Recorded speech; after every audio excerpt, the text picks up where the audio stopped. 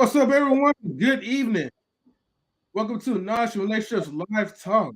This is your boy M3, and I have a very special guest. I'd like to welcome this lovely lady to you guys. And her name is Sunny from Don't Tell Me, but Tell the People. Let's go ahead and give her an air horn. All right. Good evening, Sunny. How you doing? I'm good. How are you? I'm doing pretty well. Just Awesome. want to say thank you for coming to the platform and allowing me to give you this interview. No problem. No problem. I like this show. Thank you, thank you. And I like your show as well too. Thank you. And I always love it, like when you do come up and give like your perspective as well, whether it be in the chat or in the panel. Yeah, I have. Yeah, I enjoy doing it. I watch the show all the time when I do have time. So Hmm. basically, that's not what I'm doing my show. So, but I always share your program because I think it's a good program, actually. Thank you. I definitely appreciate your contribution and just sharing our videos like to the people that support you as well. Yeah, So no thank you. problem. You're welcome. Okay. Like I said, everybody, this is our live talk with Sunny again from Don't Tell Me, Tell the People. If you guys and ladies can do me a favor, just make sure that everyone, as I type this in, get the likes up on YouTube. And go ahead and pop it up. And also, please make sure you follow us on Twitch as well. So we do have a Twitch network. Shout outs to Apex Alpha Simp. He says, "Yo, what up, chat?" And what's up to you, my brother? Thank you for tuning in. All right. So let's go ahead and jump to the first question. Okay. Okay. So the first question is, if you don't mind, the easiest of them all. Can you please tell us about yourself? I live in Georgia, um, Okay. out of Texas. Born and raised, I'm a Texas girl. Family, everybody's there. Uh, you know, I do a home business plus YouTube, Nice, nice. So I and do have. my husband comes on my program as well when we do the political. It's political, so that's my Yeah. husband. Mhm. W1. Okay, okay. All right, lovely. Um, yeah, so I do have like family that live in both Texas and Georgia as well too. I Mm, have people that live in like Savannah, Atlanta, Georgia. I have people that live like in Dallas, Arlington, and Fort Worth, Texas. So okay, yeah, I'm familiar with that. nice. I lived in Dallas for 17 years. I'm 17 not from years. Dallas though. 17 years. So basically, all Wow. my friends and stuff are in Dallas. My good friends. All right. Okay, okay. Yeah. Hey, well that's cool. That's very awesome. Yeah, because yeah, Dallas is pretty good. I love it. Dallas is beautiful.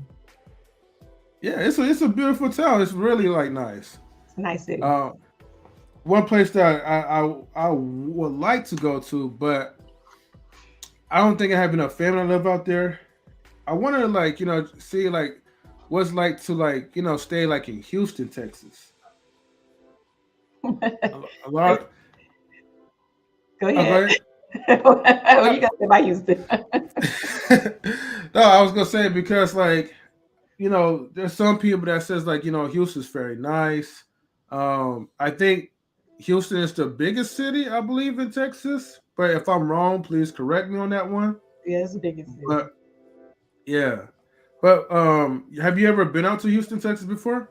Oh yeah, plenty of times. I'm from Houston actually. Okay, okay, okay. What was it like growing up in Houston, Texas? It was fun. Good times. Yeah, a lot of good times. It's a big city. Yeah. A lot of Hmm. people, millions of people. I believe it's what maybe seven, maybe more than that. But it's millions of people that live like in Houston. I know it's well, a couple of years ago, it was the most diverse city in America at one time. Um, May not be that now, but it was a couple of years ago. May still be that. Houston is Mm. growing. You have the beach. You have Galveston Beach. So yeah, there's a lot to do. It's a big city. Okay, okay, Very okay. I spread get you. out. Gotta have a car. Oh, I bet. You Yeah, don't have travel around. you don't have to because it's public transportation, but you know, Yeah, if you want to get around to point A to point B quicker, I get you. yeah. Yeah. I gotta give a shout out to Real Talk with Manzi Limbs on the Twitch Gang side. Salute to you, my sister. So thank you for tuning in, Mimsy. And she wants everyone to please bada bang that like button. So thanks for setting that reminder, Mimsy. And we also have Miss OG Patrice. She says greetings and salutations. Greetings and salutations to you, OG Patrice. Thank you for your loyalty and never ending support. So appreciate you that you're in the chat. Can Okay, I say okay. something to these two ladies? I Yeah. met Mimsy on the panel Mhm. that you had the other day, the ladies panel. Love Yeah, her. Laisland. And OG Patrice. I love OG Patrice. Yeah, super talented lady. I just found out how talented she is. Uh-huh. Awesome. And yeah, I thought Mimsy was all that. For real. Yeah. No, I'm riffing on that one. Huh? Yeah. No, I said I definitely agree with what you're saying. Yeah. Yeah, OG Patrice is like, very talented. She could Mhm. sing. She's an Yeah. actress. Mimsy Limbs, even though she do doubt herself, but she carries like a lot of knowledge, and Yeah. she's very passionate about the Almighty. So that's Absolutely. what I really love and respect her like a lot. Well, both these sisters. Yeah, absolutely. Absolutely. Mm-hmm. And man, you got people showing you love. Like Marcus, he says, Hey, Marcus. Marcus the rookie, Rodriguez says, okay, knowledge and relationships, OG Patrice, Tristan Dapper, shout outs to M3 as well. Sunny, Real Talk Messy Limbs. Thank you, Marcus, for tuning in. Make sure, you get the likes up, everyone. Much love to Sunny. Thank you. Yes, I definitely agree. Much love. Yeah. Speaking of ladies' night, I'm really glad that you came because you really have some good like perspectives, especially the topic about just how companies are now reconsidering, you know, placing limitations for people who don't have 4-year degrees. Mhm. Whereas before the pandemic, like and jobs was going well, they did place high, really strict requirements, and now it's like years later, it's starting to kind of be hard to really find the right candidate because let's say you have those type of skills and the knowledge that's acquired, but you Mhm. just don't have that piece of paper to like really validate your skill set. Well, now it's just like you're out of luck because maybe unfortunately you couldn't afford school, life changes probably happen, and you just like I said, it's very expensive now these days, to get your tuition and all that.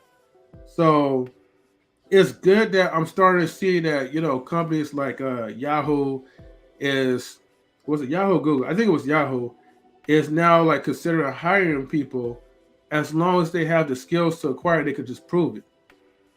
That's a good thing. I think also they're training them too. So they come in after 2 years of doing school, and then they can train them the way they want them to be for the company, which is I mean, not. I think it's a good thing. I think it's Mm-hmm. like I said before on the channel, education is a beautiful thing. It's much needed. Mm-hmm. Um, but also I definitely believe in entrepreneurship. Entrepreneurship. Okay. Absolutely. Okay. Do you mind elaborating more about the entrepreneurship side? Well, starting your own business, you can go to school for a couple of years, get learn the social how to network, get out there and meet people. I don't know, join a fraternity or sorority if that's what you want to do, and meet people. Uh, it's just a learning process, and then you can start your own business, get a little bit of knowledge, start Mm-hmm. yourself a home-based business. I mean, I did that. Or you know, like I said, networking is the key in society. That's what I believe. Mm-hmm. It's all about who Yeah. you are and how you get out there and sell yourself. We always say the elevator pitch. You got to be able to sell yourself in 2 minutes. Um, Mm. right? The elevator pitch. Yeah. I don't know if that still works, but it helps. But if Yeah. you want Yeah. to go out and get a 4-year degree, I mean, you could do that too and then still start a business. My husband and I were having that conversation. He said that he believes that having a 4-year degree is essential, actually. Um, Mm-hmm. he thinks that's more important. So you get your 4-year degree, Mm-hmm. move on up in a company, then you can start a business and do it that way, And I agree. But I believe in entrepreneurship because I believe that, Black people need to start having their own businesses because our owning real estate, owning land is important, right? Mm-hmm. My mother used to tell me even when I was young, she purchased land. She said, land, you must purchase land because, eventually they'll run out of land, right? So Yeah. you need to have a piece of it. So Mm-hmm. thankful for me. Me and our sister, my father left us some land. So, That's very good. Yes, and definitely hold on to that. yeah, Um, absolutely. yeah, I used to own property in Oakland, but unfortunately, um, there was a lot of uncircumstances that kind of happened, especially in 2020, Yeah. and not only not having tenants to move in anymore, but also, you know, other people in the community tearing up the property. So eventually, I had to kind of sell to kind of get out because for my mental health and well being, it just Right. wasn't going in the right direction where how I wanted. Right. I understand. And yeah, and even though I own a certain part, but it wasn't fully. Mhm. I forgot what you call it, but it's like A timeshare? no, it's like more of like a community lot basically. You still own the house and own a certain part of land, but when it's shared by the entire community, it's just a hot mess Oh, okay. because you have people just walking around not valuing your side of the property. And if you ever want to get into something like real estate or any type of business that involves into um commercial property, make sure that not only you have the land, but you have it set to like where that side of the area is yours. It's not shared by anyone else, Hmm. and you could just completely just have the full rights and just take over anytime how you want it. Yeah, I understand that. Hmm. Yeah, You know, but that. we just Mhm. have land. Yeah. I mean, I'm sure some houses. It's not here. It's in the Hmm. country, but it's land with houses on it. Now, our family members live in that houses, but we Hmm. own a part of the land. So, Yeah. No, and that's a great start because no, it is you a good. never know how it's gonna turn out. Yeah. You never know what's going to happen. That you have to pack your stuff up and go to that little piece of land that you got Yeah. left. You don't know what's going on. In society today, we don't know what's happening. We know what they Hmm. tell us. You know what I'm saying? So Yeah. that's basically what Mimsy does, right? He lives off the land. I like that. I will Yeah. tell you a story. Before I met my Yeah. husband, Mhm. my whole goal was to live off the grid, right? So I was Mhm. working towards living off the grid. And I Okay. was going to buy a bus and gut it out and redo it all, So I was going to have my bus, get me a little dog, and I was going to travel and I was going to park my bus. That was my plan. Okay. Like Yeah. seriously looking into tiny homes and stuff like that because I was going to put a tiny home. My sister and I had talked about Oh. connecting tiny homes on our Mhm.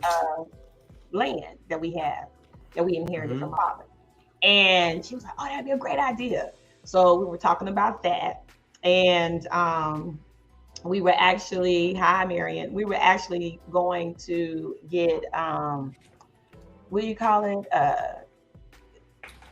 What are those the crate? I call them crates, but they're not called crates. They're called shipping. I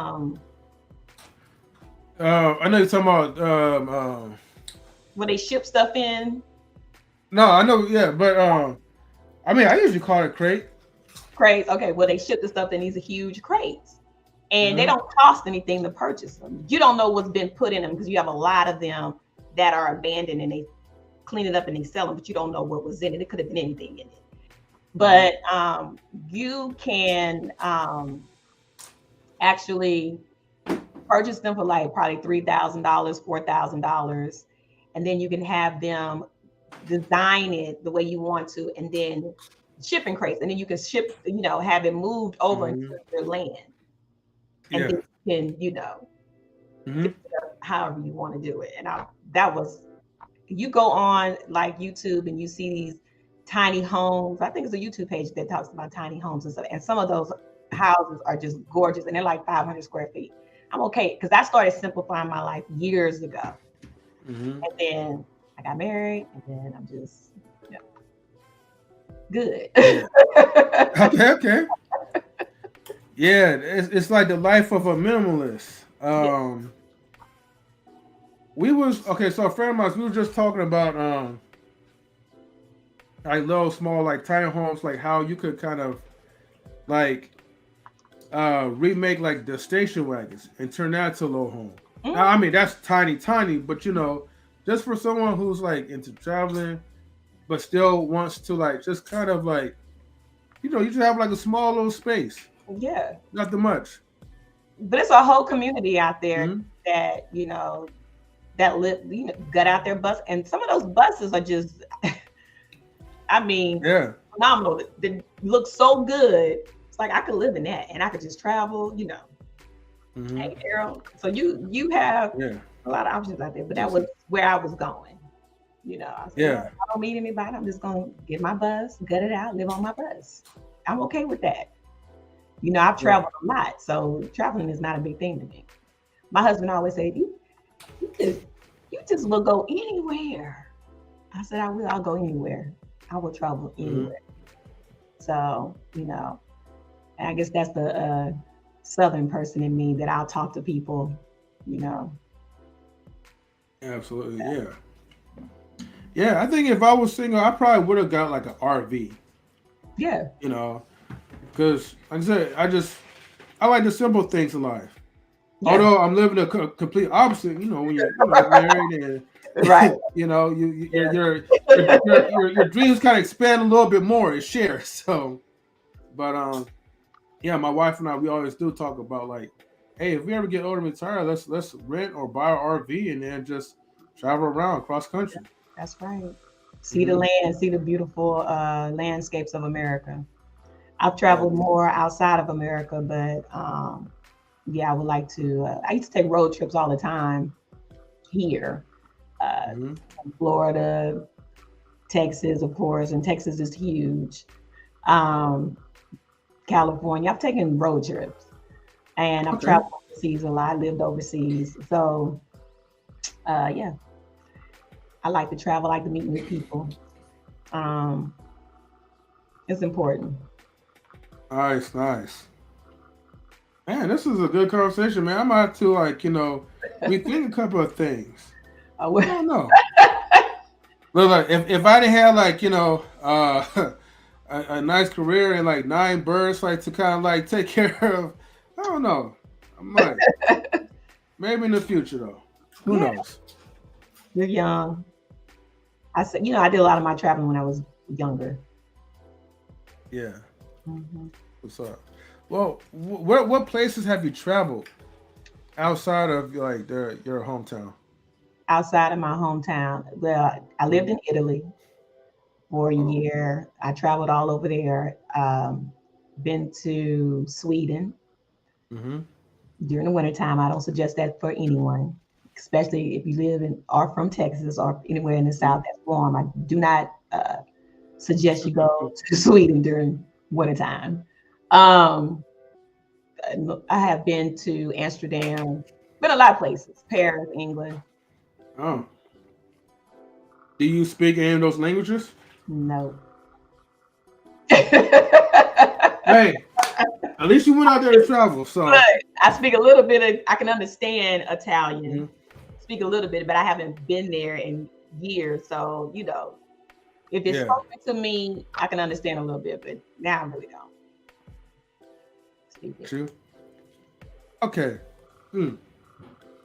Well, let's go ahead to the number 2 question. What has been what has been your journey in social media? Journey in social media. I started off with Facebook like everybody else. Moved from Facebook. I still have a Facebook page. Moved from there a little bit. Went to IG, Instagram. Um, Tried out Twitter. Not a big fan. Um, I think I tried that Snapchat probably for a couple of, I didn't get that. Couldn't get with it. Didn't understand it. So then I come over here. I said I wanted to start a YouTube channel. I did that. Was part of my uh, vision, because I do vision boards every year. So that was part of my vision. And so I started a YouTube channel. And like I think I've told you before, it was political. It was all about political and social issues, police injustice and stuff like that. And we talked about that. And I said, well, I want to build a channel because nobody was really watching. So I changed it to politics, latest news, and pop culture. And started speaking on the YouTube channel, all about the tea. She was going through a lot of drama. So I started talking about that. Got caught up in that little whirlwind, but I built my channel from that. People started coming over watching. Right. So I then built my channel off of that. Still have some of the same exact subs that's been there with me since day one. And hi Sophia. And so now people come over and watch the channel. When I talk about politics, they tell me, because there's so much drama on YouTube, right? And so a lot of people are like, I'm glad to have a channel where it's not drama and it is, I can learn something. But it's a learning experience because, thank you, daydreaming.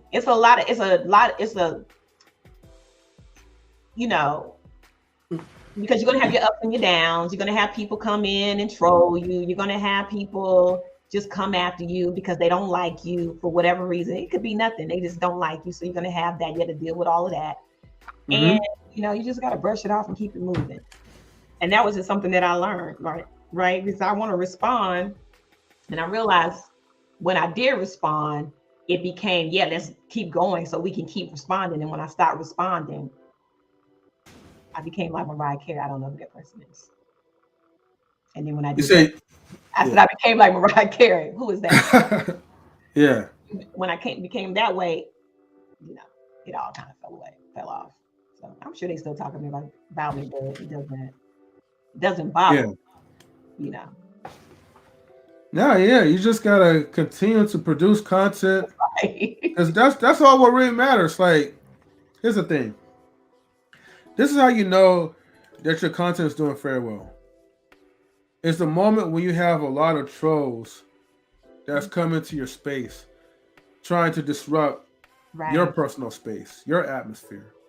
Right. Because although they may be trolly, they may hurl out insults, but they like what they see. Nobody don't just spend half of the time just going to like your content. Whether they put a thumbs down or whatever. Right. The fact is they still taking the entire time to watch like your live streams and certain clips as well too. I'm like, those are my biggest fans. Right. The trolls. Right. The trolls, they're your fans. Thank you. Here's the thing that I learned with Cat Williams made a statement. If you don't have 16 people by the end of summer, you're not doing your job. Remember that saying? He's like, I need somebody to hate on me because I need 17 or whatever the joke was. And I'm thinking to myself, you're right. And I remember saying that. I said, well, I have about 5 haters. I'm going to need 7. And I ended up getting 7. But I was okay with that. I kind of laughed at it, It is what it is. You build your channel off of my name, which a couple of people have done. And it's just whatever. you know, you're a Yeah. fan. You hate me so much, but you still watch my stuff. You're still watching me trying to see Mhm. what I'm saying, what I'm doing. I get letters, I get DMs all the time because I said that Mhm. I want to possibly run for city council in my town, and I've gotten a couple of DMs. You better not run. I have people that live there, and I captured all your videos. I'm like, okay, thank you. Yeah. I mean, you Thanks took for helping you all make your me space, famous. right? You took up all your space on your computer to record my videos, but there's something in there that's going to make me not run for office if I choose to do so. But if I choose to do so, that's my choice. Because I mean, it is what it is. Because I haven't said anything that's Mhm. inflammatory or, you know, racist or, nasty. Well, I may have said some nasty stuff on there, but Hey, somebody. I just call it. I just call them out. It is what it is. yeah. Call me out, I can call you out. Yeah, definitely. That's how I roll. Hey, I mean, we need somebody to kind of clip our videos anyways, because Right. we're so busy, like we don't have time to even like spend time to post clips. So if the trolls want to do it, by all means, free Right. of charge, because we're not paying you. Right. And my thing is, I try to stay as positive as possible and put out content, reach out to people, let them know that they are, they're doing the thing, stay focused on their journeys, you know, and everybody is entitled to their opinions, right? It's a Mm-hmm. free country. You should be able to say whatever you want to say. I mean, this is YouTube. It's not the end all to be all. You know what I mean? Mm-hmm. It should be fun at the end of the day. And if you want to teach somebody something because it's a platform and you want to teach somebody something, then go that route. That's what you do. If you want to sit over there and drag somebody all day long because that's what you want to do, then that's your business. Yeah. I mean, I choose a different route. I mean, I'm an old Mm. woman. I don't see any reason for me to sit on a platform and attack other content creators. I'm 51 years old. So for me, it's like that would be crazy for me to sit there and do that at my age. So I choose to put out information for people to give them some type of knowledge or, to let them know what's going on in the world. Because a lot of times people don't want to hear it, you know. I mean, it is what it is. People Yeah. just don't want to hear it sometimes, but you gotta know, you have to learn. You have to know what's happening. My mother used to always say, she would say, you watch all this fluff on television, right? And she said Mm-hmm. you should be watching more stuff like the news. I was like 13.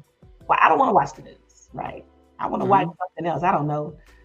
I think it was Give Me a Break at the time. I think that was one of the shows. That's before your time when it was harder. So Yeah. I was like, so my mom was like, no, you need to partake in that, but also get some knowledge of what's happening in the world. And she used to always say, you can believe half of what you see, half of what you read, and none of what you see. Is what she used to say. So Mm. I had to watch the news. I would sit and watch the news sometimes, and the news wasn't even half as bad as it is now. Not even half as bad. But Mm-hmm. PBS and stuff like that, she would watch that. So, but then she would always say, you can't believe everything you see. That's true, but at least you get up into the current events or Yeah, whatever's going on. yeah. Even though Trump will call it like fake news, but yeah, But he's you right. stay up. Yeah. Unfortunately, some of it he's Hmm. telling the truth. It is, Yeah. but that's the one thing he says that's true. He said Mm. I'm not a fan of Trump, but a lot of stuff that he has said is true. Hmm. Yeah. I definitely get. I agree with you. Real quick, I need a shout outs to if I have a shout out before Shout outs to like K Marion. Thank you for tuning into the chat. Shout outs to Daryl Long. Shout outs to Daydreaming 2387. Thank you for tuning in. Let me see. Who else? Shout outs to Sophia. And then also special shout outs to Mimsy Limbs. Now she's on the YouTube side. So salute to your sister. Hmm. Thank you everyone for tuning in, giving support. And as always, please make sure that you get the like. Hold on. Please make sure that you get the likes up. And if you're new, subscribe to Knowledge Relationships on YouTube. And if you're on the Twitch side, please follow us like on Twitch. Slide to the Twitch gang. Okay. So, all right. Let's get down to the next question. What are your interests and hobbies? My interest is well, some of my I'm very interested in politics, like I talked about. Um, so, like I said, there's a possibility that I may be running for Congress, not Congress, but city council, maybe in the next couple of years, because they're having a race now. So I might do that. I'm thinking about it. Building a business. I have a business that I'm starting. I'll let you know about it later. Okay. Which is honoring my father, because I talked to you behind the scenes about my dad before. Some of my hobbies, I like to do gardening and planting beautiful flowers, furniture. Like right now, I'm refurbishing some furniture. I like to do that kind of stuff. So yeah. Okay. All right. Well, nice. Oh, real quick. All right. Shout outs to Arshawn Dave. Thank you for tuning in. Please don't forget to get the likes up. Get the likes way up. Okay. Yeah. Well, okay. And it does make sense because like the things that you're doing right now for your channel is, based off of things that you're interested in. Right. And that's like, like politics. Right. And, and obviously, like traveling around cross country. I mean, what you already done so far as going to like certain other countries. So, that is definitely like incredible. It's something that a lot of people don't really do or don't really have the resources, like just take the time to travel a lot. Or maybe they're just afraid to travel because they're afraid of losing, certain jobs and all that. So, oh, hey, our network manager, Mr. Best in the World, 84. Hey, what's going on, family? Mr. Sunny, good to see you. Good to see you. Good to see you. Know what I'm saying? And 3, what's going on? Let's get into it. I'm here. All right, man. Yes. Thank you for tuning in. And also, I gotta give a shout out to Jesse Smith, Charleston White. He says, Charleston White, that's right. All right. If I see more Charleston Whites like troll like that, maybe I might block or just let it be. I don't know. We'll see if that builds the algorithm up. But anyways, Jesse, thank you for tuning in to Knowledge Relationships. Please be respectful. Otherwise, I will have to block you. All right. Yep. But Sonny, she says, I'm sorry. Sophia says, Sonny, shout outs to you and anyone else who gardened their own. All right. Thank you. I try to tell people that on my channel too. For real. Salute to Arshad Dave for being a hero. Arshad Dave timed out Jesse Smith. Hey. Been a troll. We were just talking about trolls like earlier today, Mr. Best, right? If you don't have a troll trolling you, then you're not doing something right. That's right. And obviously, the trolls, they go everywhere, traveling around. So, Sonny, I guess we're having a good show so far. I don't know that. I don't know who that could be. Somebody for them. I don't know. I would shout out some trolls, but I'm not gonna do that. I'm gonna be nice tonight. Yeah. Shout outs to excuse me 1 second.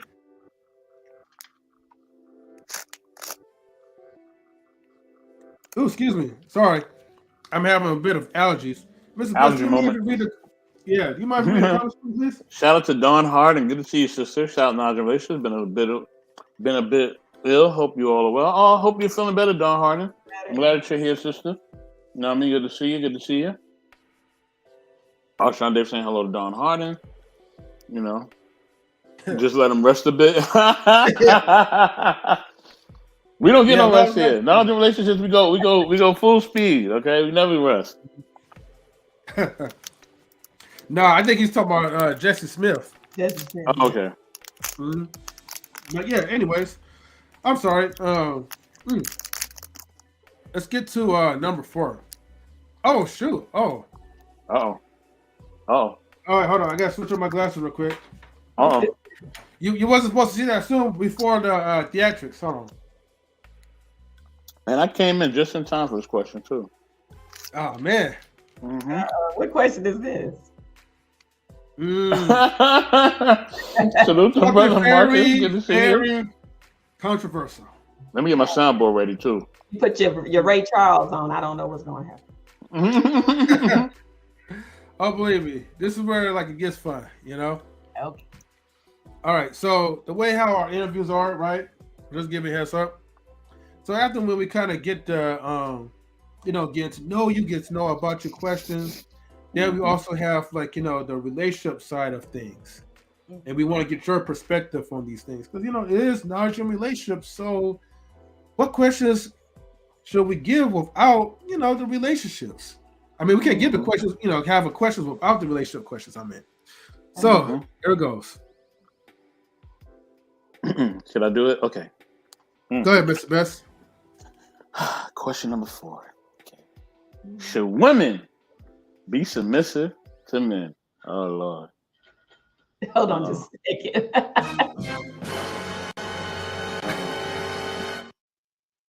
second. She's like, should I even answer this? That's what she probably said.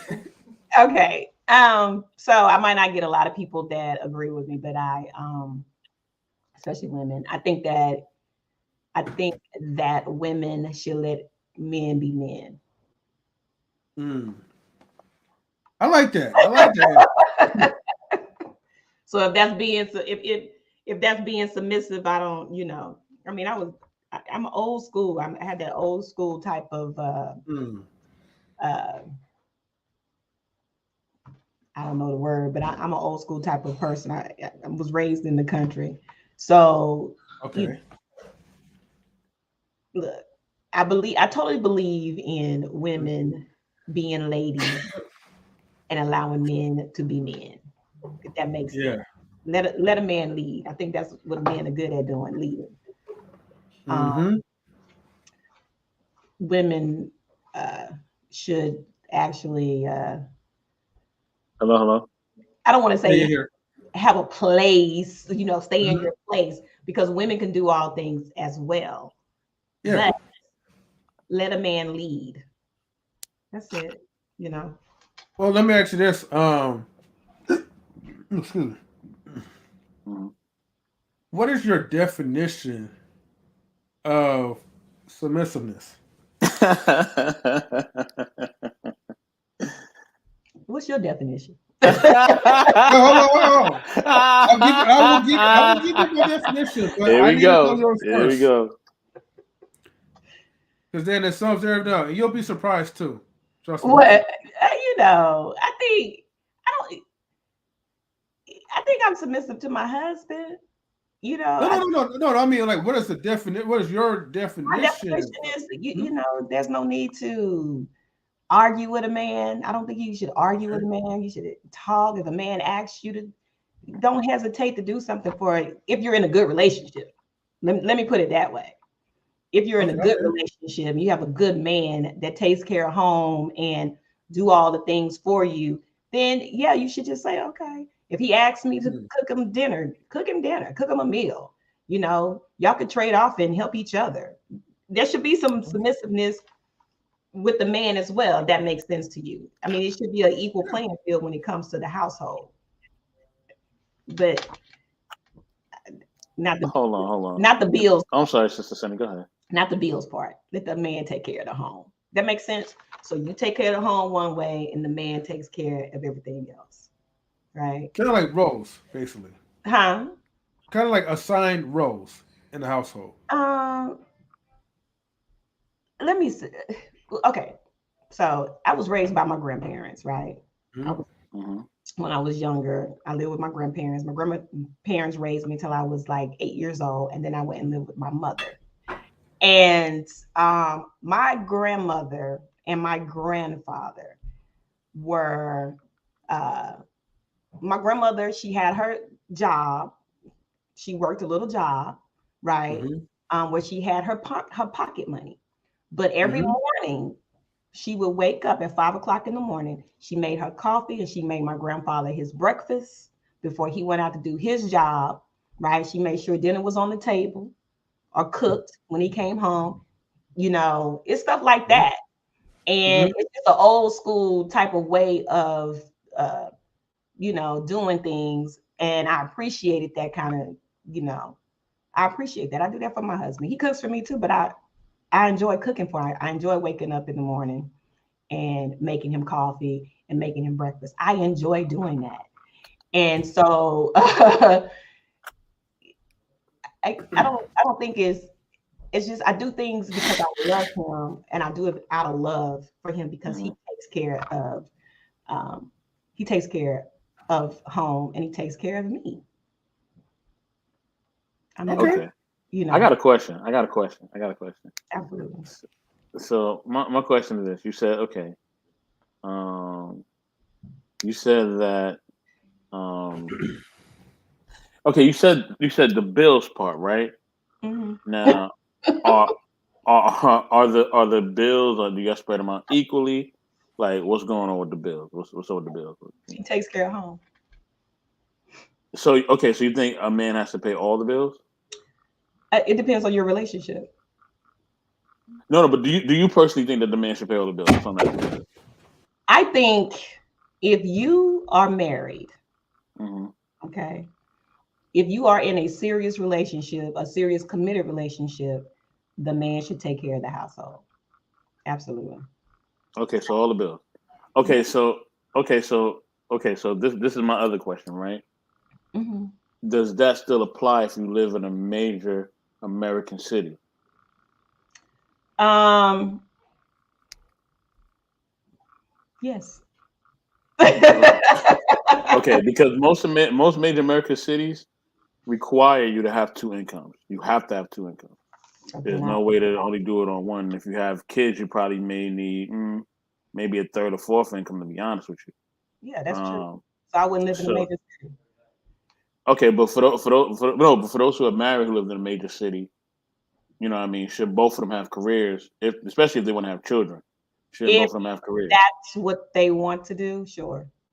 Mm, If you want to live in a major city like New York or hmm. you know Chicago, something like that. yeah, or Chicago, definitely. I mean, if you want to live there and raise children there, nothing wrong with that. Sure, if that's what you want to do, Mm, that's not for me though. mm. Okay, okay, I okay, can only okay. talk about me and what I'm not going to do. So because those are my beliefs. So yeah, if that's what you want to do it. Maybe when I was younger, you know, and I was single, I Hmm. took care of myself. I worked. I was independent. My father always used to tell me, "Be independent and take care of yourself. Don't rely on anybody. Not a man. Anybody. Rely on yourself." Right. Hmm. And did that. But then being raised by my grandparents, I saw something when my grandmother like I said, she had a job, but her money was her money. She didn't, if she wanted to go shopping, that's what she did. If she wanted to go to the thrift store, that's what she did. It was her money. And my grandfather, every 4 years, would buy her a brand new Cadillac. And this is so funny to me, but he would just buy her a brand new Cadillac every 4 years because that's what he wanted to do. And it was always on her birthday. And he just took care of her. Hmm. Uh, you know, and they were married for 32 years. He was 16 Mm. years older than her, but they were married for 32 years and he passed away. Mm. So Sorry to hear that. Sorry to hear that. never remarried. And she used to always say how much she missed my granddad. and how much she loved him so much because he took care of her. And it wasn't like, she wasn't, you got to do this and you got to do that. She was still a strong, independent woman, but her husband was her husband and he took care of home. And for me, I like that foundation. If I want to go out of here and work, like I said, I do my home-based business and my money is my money. My husband said, you don't have to work. I want to take care of you. I want to be there, and whatever you need, I want to be there for you. If you want to go and work, you can do that. If you don't, you can do your home business. If you want to do this, you can do whatever. I must be here to support you, but I want you to know that I want to take care of you, and I want to make sure that everything is going to be okay in your life. And that was that. Okay. Okay. I just want to say this. I think because I seen my grandfather do the same thing with my grandmother, and that's cool. But I understand that those days are over. Like that ain't happening nowadays. And if it does happen, it's a very rare occasion. And it doesn't happen for a amount of reasons. I think one doesn't happen because we just can't financially do it anymore the way it used to be done. Right. Remember, people used to be able to take, summer vacations and got two Cadillacs in the garage and all that. You're Oh, right. them days over. It's not, it ain't happening no more. That ain't happening no more. It's over, people. I'm sorry, it's not happening. You know what I mean? But it's happening. It's all about your location. Yeah, but some people don't want to live in the middle of nowhere. They want to live where it's popping. I lived where it was. I don't know how old you guys are. Y'all probably 25 years younger than me. I don't know. I'm in my 30s. Okay, you're still young, Mm-hmm. so enjoy your life. If you want to live in the city, in the big city, and live your life and have a good time, I suggest you do that. And as you get older, then if you want to settle down, if you haven't already settled down, you settle down. Meet somebody, fall in love, and live out in the country. Because at some point you'll get tired of it. You know, I don't know when. Maybe you never will. Who knows? But for me, I wanted to move to New York. Like I wanted to go to New York like it was nothing. My mama was like, "You ain't going to, you can't live in New York. I can live anywhere though." And when I started traveling alone, it scared my mother. Oh my God, you did that. I can't believe you did that. I was like, my dad was like, that's how you live life. So you're not surviving, you're Exactly. living. So, and I have stories to tell and I have experience to share. And that's why my father said that you're living and that's what you're supposed to do. So, and I didn't. I was young and I did it. So when you're younger, you have no fear.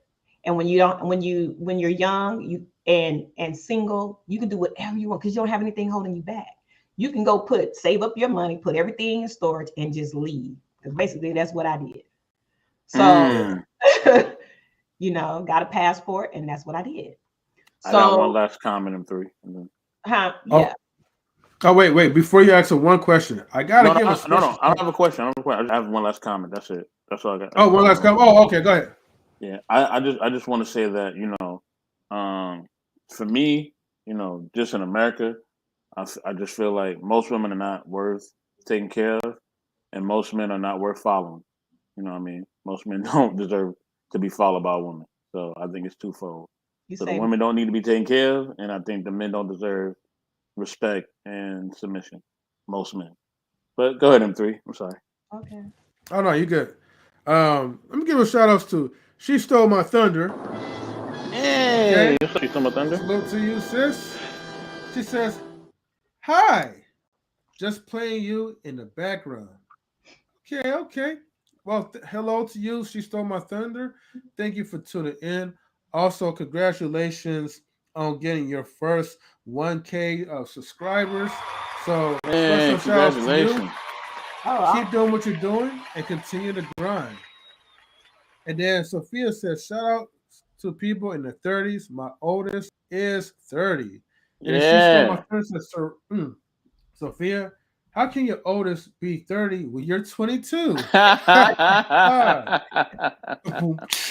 Right? Okay. All right. I'm just going to I want to make sure I, keep my promise and give you my answer to my views on submission. Honestly, submission to me is cooperation. That's it. Good answer. I don't think or look at it as in any other hierarchy.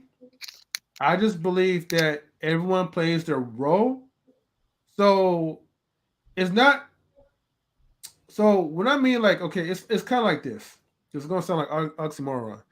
It's equally different. That's the oxymoron Okay. because you share equal responsibilities, but you have different roles. Mm. Okay, in a simple term, I'm just gonna be very simple. The woman's role may be assigned just to wash the dishes. Pretty much it. The man's role may just be taking out the trash. And if it fits well in the household, that's how it fits. A wife will probably politely ask her husband, "Hey, can you please take out the trash? Just so you don't forget." And the husband will be like, "Well, yeah, sure, dear." That doesn't make you any lesser. It doesn't mean like, your wife is controlling you. Right. And that's the same thing for the husband. "Hey, I have some dishes or whatever. Can you please wash it for me?" And she's like, "Yes, dear." Okay. Now you guys learn the art of submission. You're both cooperating. But I would say the slight difference as well too is that the woman has to trust the man's lead.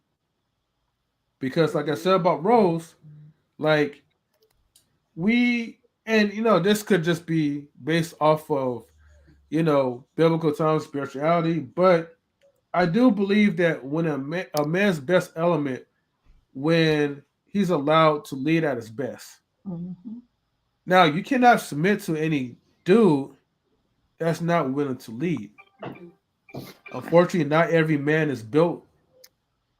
I wouldn't say not built. Mm-hmm. Not every man wants to lead, Mm-hmm. Knows how. and you don't want to be with a person or submit to a person that's going to lead you like in a blind path. The blind cannot lead the blind. Mm-hmm.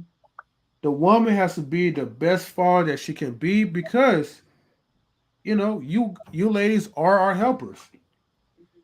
You the way how I look at it is women has great intuition skills Mm-hmm.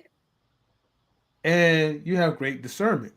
Mm-hmm. So you may see things that we don't see because we're constantly working, trying to build, build, build. Mm-hmm. Right. Not saying that y'all don't work, because this is 2022. Everybody's going to work in the household. But when we come together, we got to know our role.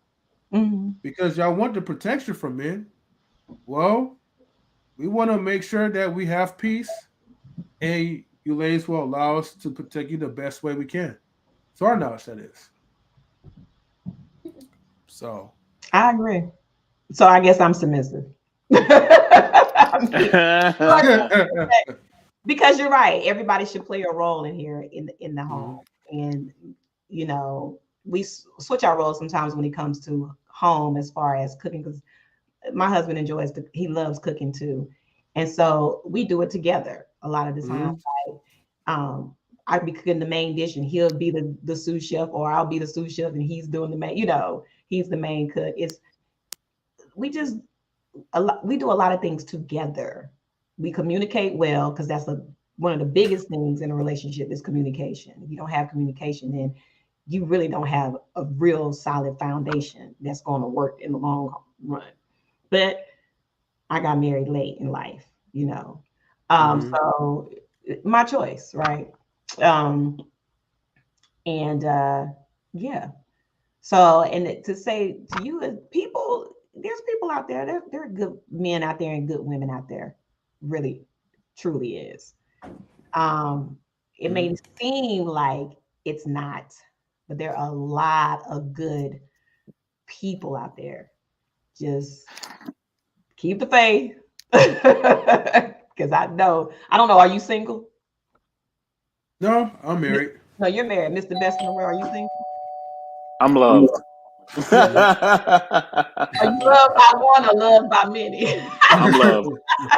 With that being said, I'm hated too at times, but I'm loved. With that being said, I'm gonna let my guests in. Before I let you in, guests, I'm just gonna say this point. Um, I think what you're speaking to is true, but I also think that if it was that easy, we all would do it. And the reason why I say that is because the reason why relationships, what I mean, are the way that they are. Reason why we have, you know, because life is about balance, right? You have good days, you have days that ain't so good, right? Whatever. Absolutely. You have your good and your bad. You're happy and sad, right? Mm-hmm. And the reason that is because people have feelings, right? Sometimes I ain't taking out the garbage. I don't want to. No. Sometimes she's like, damn them dishes. I ain't doing not a dish. You know what I mean? So, I just want to go get my nails done. You're right. Right. People got feelings and they got perspectives and they got their own agendas. And everybody has an agenda, especially here in America, because we're told we can do whatever we want. You know what I'm saying? And once you tell somebody they can do whatever they want and you ain't got to listen to nobody and they feel that power, oh man, for you to tell them that they just have to, just kind of, you can just tell a woman just to submit. Nah, she been paying her own bills for about 10 years. She doing her own thing. She got about like 4 Cadillacs. She chilling. She don't need you, bro. At least she feel like she don't need you. So, or you tell a man he got to leave. Why should I leave when I could talk to any girl on the block? I'm chilling. So I think a lot of times it's hard for us to do it because we're given so much freedom. So it really takes a lot for us to really get into those roles because we're just so used to doing our own thing. You know what I'm saying? And you really have to love that person. You have to also understand that you and that person is different, and give them their space to be different. Just let it give you a space to be different, and then you come together, and then that's how you build those bonds. So I think the things y'all talking to is doable. It just takes time. And shout out to Daryl Long. Good to see you, bro. You know what I mean? I'm gonna join soon if y'all still going. Okay, cool. We'll drop the link soon. Matter of fact, I'll send you the link. You know what I'm saying? So let me let out my guest. He's definitely not a relationship family. This is somebody, Sonny, that I know that you definitely love to vibe with on ladies' night. You're gonna appreciate this person I'm bringing in.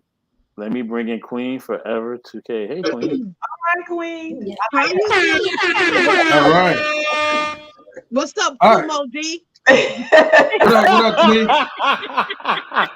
Well, I gotta mess with you. Nice apartment. Okay. thank you. I like the I'm always backdrop. moving around. That's my little personal office space. You need more furniture though, but you need more furniture. I'll give cash out, Oh, please God. cash out so we can get I'll take the cash out, but I'm a minimalist though. But so I'll take the money. he can give me my $5 he owe me. See how she aired me out? How you doing, Sonny? I'm good. How you doing? I'm all right, I guess. You guess? I'm having a good day. It started off bad, but Oh, I'm having a better day. I got some, inspirational news. So, Well, that's a positive. Yeah. I'm waiting for the rainbow to pop out, just wait for the rainbow. It always rainbow. That's right. Don't start singing. Don't do it. What? Yo, that's a catchy tune though. Anytime I hear somebody say rainbow, I know I like that song. I know. But so what we talking about? Okay, so normally, right, I usually let the guests come up right after the last 2 questions, but because we like you so much, Queen. Oh, you like me today. I'm glad. Yeah, but tomorrow may be different. Okay. So this is the interview with Sonny from Don't Tell Me, Tell the People. So if you have any questions that you may want to ask her, feel free to do so now. No, I'm just, I just went on your page, so I'm following you. Thank you. Thank you for joining Ladies Night. Oh, yeah, that was a good time. That's it. I just wanted to come up to give it more a balance here because I know sometimes too much of the men's hormones on the panel, could be too much. You know what I mean? I didn't want to come up here and give my sister some support. You gotta. Thank you. You gotta keep it balanced. Yeah. I'm getting a dog sound effect soon, so I'm working on it. I gotta buy some hound dogs. Whatever. See what I mean? See how he come at me? I'm just up here trying to support my sister. Why you gotta hate M3? I'm not hating. Give me my I gotta get the guard dogs though because we got people that's coming up here and tuning into the stream. Mm-hmm. You ain't have to put me on the clock. I'm not gonna talk that long. Yes, you are. The question you asked me about submissive. You said what? Say again? I said ask her the question you asked me about being submissive. All right. No, I'll let Mr. Best answer that. Oh, okay. Oh Go ahead, Lord, Miss Girl. should women be submissive to men, Queen? Yes. All right. I mean, I ain't gonna be submissive to you trying to beat me up. I'm Right. gonna beat the hell out of you, but Oh my God. I'm gonna call Princess K. That's what I'm gonna call. No, Whoa, Um, don't whoa, say whoa, that. whoa, whoa. Okay, okay. but No. yeah, I do believe that. I was listening to somebody. I forgot his name. I think he's dating Shawnee from Shaquille O'Neal's ex-wife. But he was talking about men and how women want love. They use the L word, but men equate love with respect. And if a man doesn't feel respected, he doesn't feel loved. And I think when both people are honest about what's going on with them, and you trust and you do the courting thing, you date, you get to know the person, you take your time, you don't rush into nothing. It's really easy to let a man lead when Mm-hmm. you trust his leadership. When Mm-hmm. you trust that you may not always agree, of course you're gonna have, that's when you have the conversation. But when you trust that the person has your best interest at heart and that they're moving you in a direction that's not going to hurt you, hinder you, or hold you back from anything, then yes, submitting is easy, Right. you know. But I think Yeah, I also agree. people gotta deal with their own traumas and their baggage as to why they don't like submitting. Because some women have been abused and taken advantage of or assaulted, Mm-hmm. and so they may have issues with submitting. So I'm not saying it's perfect because I'm damn sure not perfect, but I do, when I'm out of my emotions and I step back, I honestly go, well, has what your husband done, even if it's not the road you think he should have taken, has it elevated you or has it hindered you? And I'm like, well, it hasn't hindered me, so why would I not? You know, and I think when you start questioning things, it's all because you feel insecure, you know, trusting, like we all have our issues, like if you don't know, oh, what's going on with this or what's going on with that. And sometimes I just need to chill and relax. Like I don't always need to know what's going on with every detail, you Mm-hmm. know. So yeah, I think women should submit. I don't think it's always that easy though, but it's got to be a choice, you know. I agree. So, and why was you making noises, Mr. Best in the World Intellectual Soapbox? Don't be making your little side comments. I heard you. Oh boy. We can get off. Y'all better stop messing with me. See, I try to come up in here in my femininity, but then y'all want to bring out the beat. Stop bringing her out. Let her Wait sleep. 5 seconds. Let her sleep, M3. That's it. I'm done. Y'all are funny. See how they be messing Oh, with me? Yeah. For no reason. What did okay. I This will do use the to you, last 2 seconds M3? then. Okay.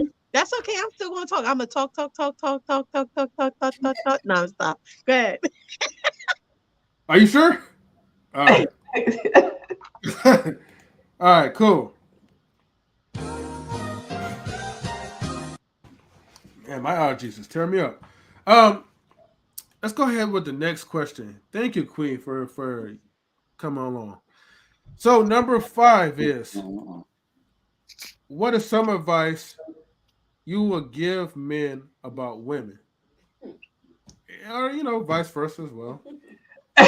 Some advice. Um, be patient. I'll give this to everybody, both men and women. Just be patient. Mhm. Um, love yourself because that's the main, Mm. key to knowing what you want out of life or who you want to date. Know, be precise in what you want out of a Mm. relationship, what type of person you want to uh, meet or deal with. You can't just, oh, I'm gonna go out and meet this 6'5" man, and be precise on what you want. Mhm. You want somebody that's gonna treat you kind, make you laugh, love you unconditionally. Because I'm a strong believer in whatever you put out into the universe, that's what you're gonna get. That I believe that wholeheartedly with everything in me. So I was precise in what I wanted, what type of relationship that I wanted, and that's what I got. So don't settle.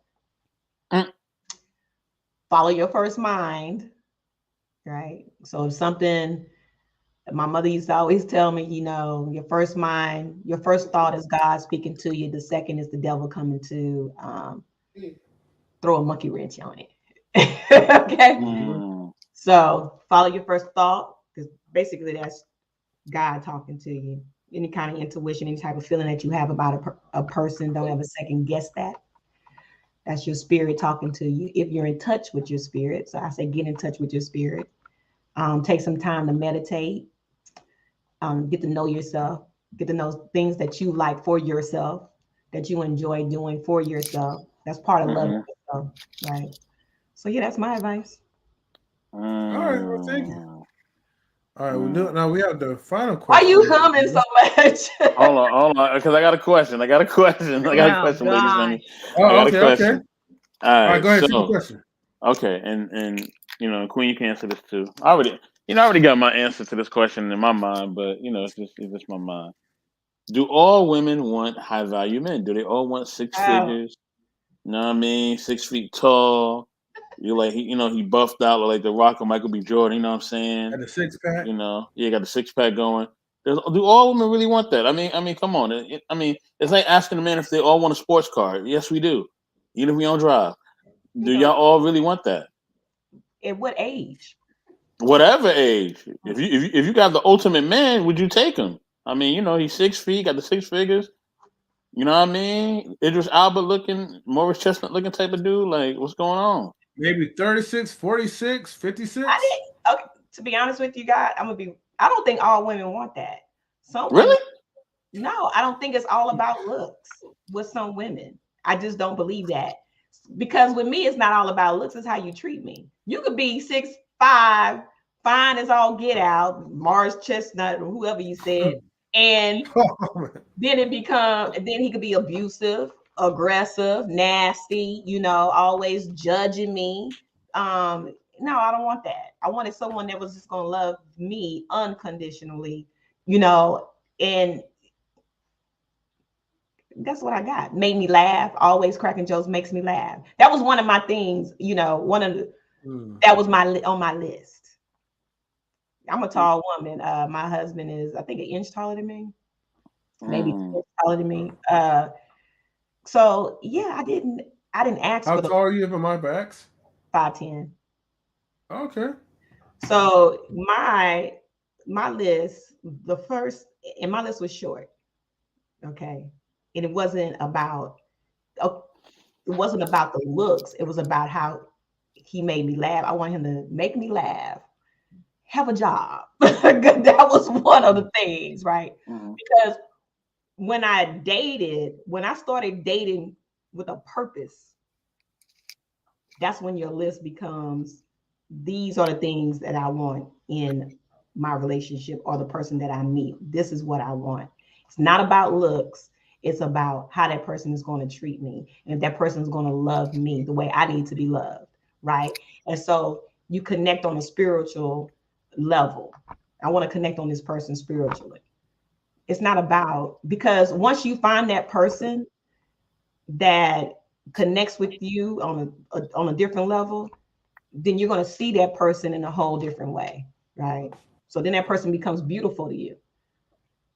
You may not think the person is attractive. Outsiders may not, you as not me, but people on the outside might not think that person is attractive. But I see that person as being beautiful and gorgeous because of the way that person loves me and the way that I love that person, right? It's not about looks. And I think you're dealing with superficial people, right? So there's surface level people, and those surface level people don't even love themselves. That makes sense? Because they're loving something. What you about to say? I hear you, sis, but But mind you, you're still in your 30s, so. No, but I'm 37. I kind of not to say you're capping, but I feel like you know, my daddy used to say you're not born until you're 40. I would say this. I would say this. I just think that, and maybe you're right about that. I ain't 40 yet, so I don't know.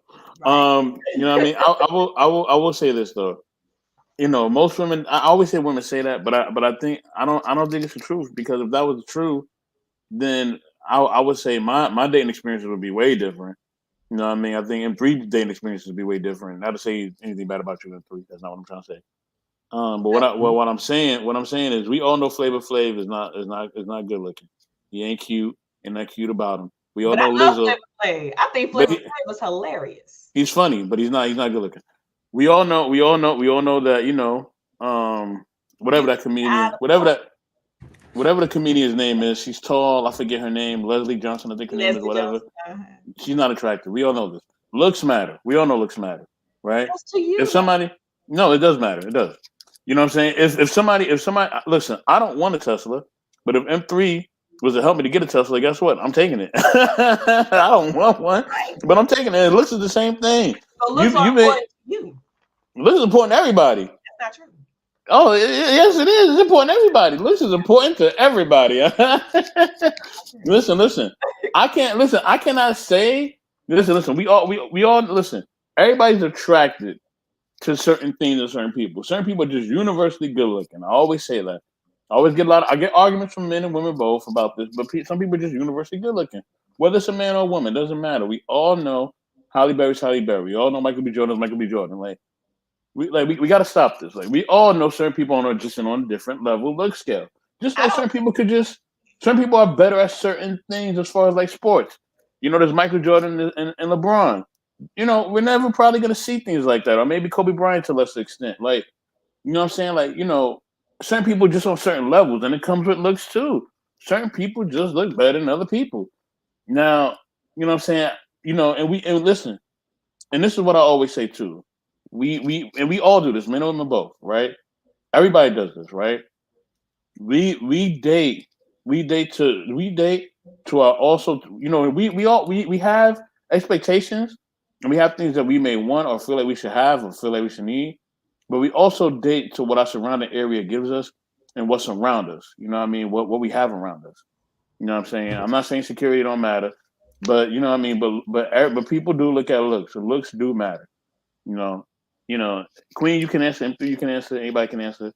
Sonny, you can rebuttal. Anybody can say whatever. Rebuttal real quick. Let me say this. Wait, Sonny. Before you rebuttal, I gotta give a special shout out to our new follower. New followers is Gucci Baby Girl. Okay. And we have 291 followers. Oh, I'm liking this wise bot. Okay. Salute to Gucci Baby Girl. Thank you for following. Come on, Gucci Baby Girl. Okay, go ahead and give us like your rebuttal, Sonny.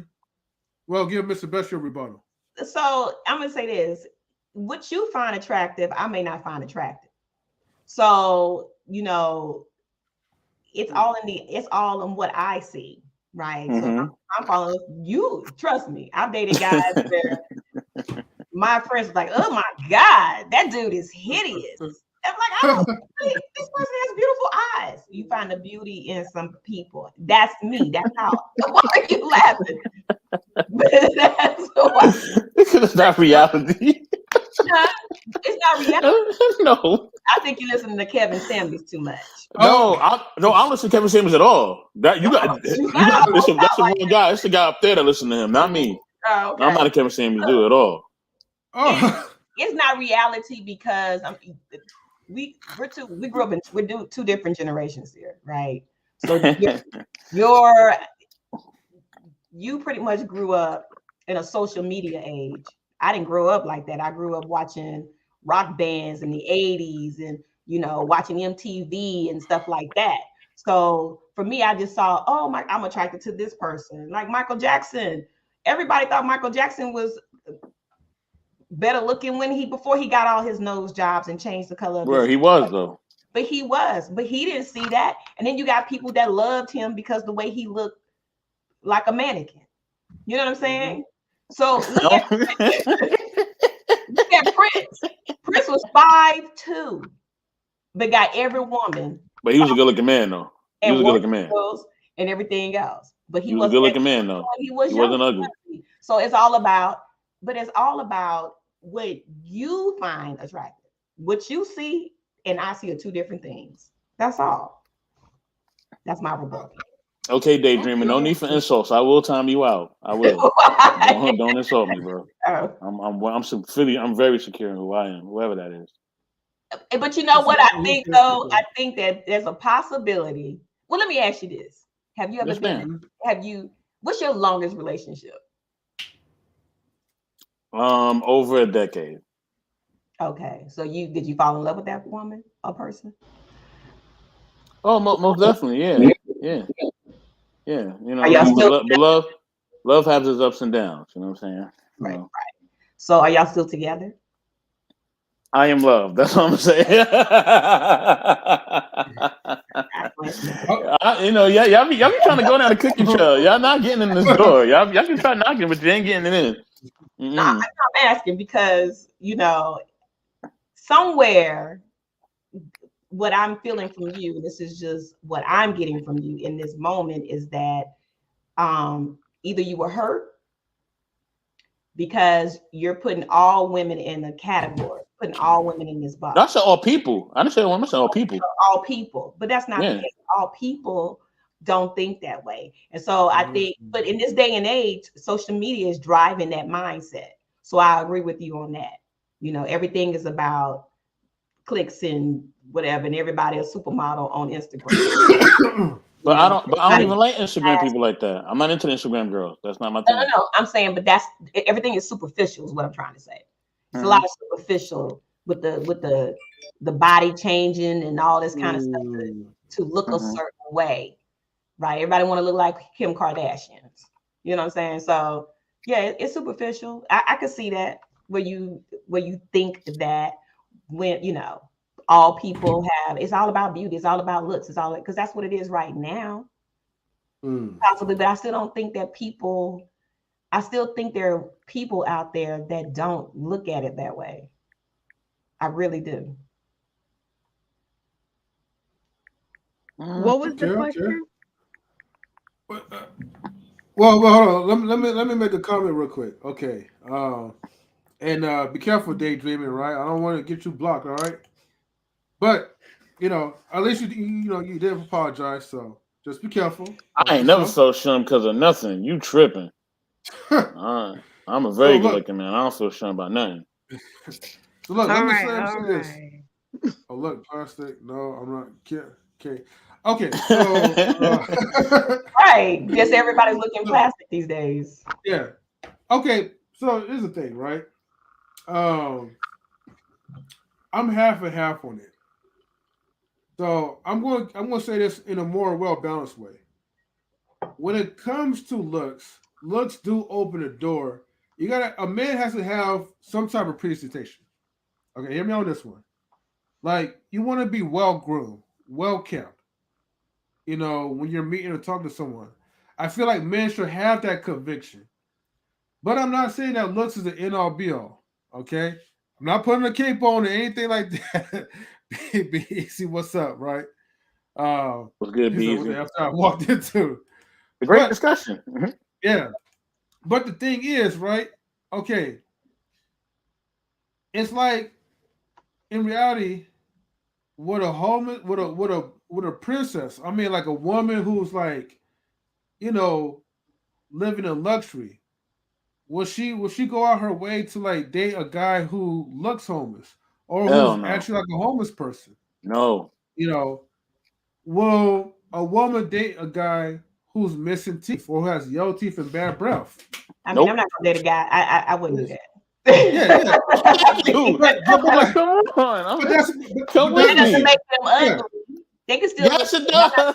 But my point is that, right? Like, okay, in order for you to look into, that's where I get you people. Right? So, in order for you to look into the heart of a person, you gotta look at. You first have to enter the door. Okay. Yes. Looks is the way to get you in, but your personality helps seal the deal. So you gotta have, to me, Let me put it like this: you got to have both. Yep. You can't have one way or the other. You can't just have personality, and you cannot just have looks. Like looks without personality, you're dull. I'll just tell you. And excuse me, sorry about that. But like I said, the looks without the personality, it will suck. The personality without the looks, okay, will still not get you to the door because you won't really take the time to know that person if that person's hideous enough for you to even not want to look at them. You gotta have both. Well, I'm gonna say this. Yeah, and I'm not saying the person for you. I'm just saying. No. Well, I'm gonna say this. Money will make the most unattractive person look good. That makes sense. Money does a lot for everything. Money does a lot for everything. Yeah. So you can have an unattractive person, but and put them in a suit because the way you present yourself, you may not find that person attractive, but the way that person is presented, are well kept, well dressed, intelligent. Somebody's going to find that person attractive. You may not see that person attractive, but some woman out there will, But to me, it's about personality. For me, it's personality first. I've dated some unattractive guys, but it was their personality. And I just saw something, they were hilarious.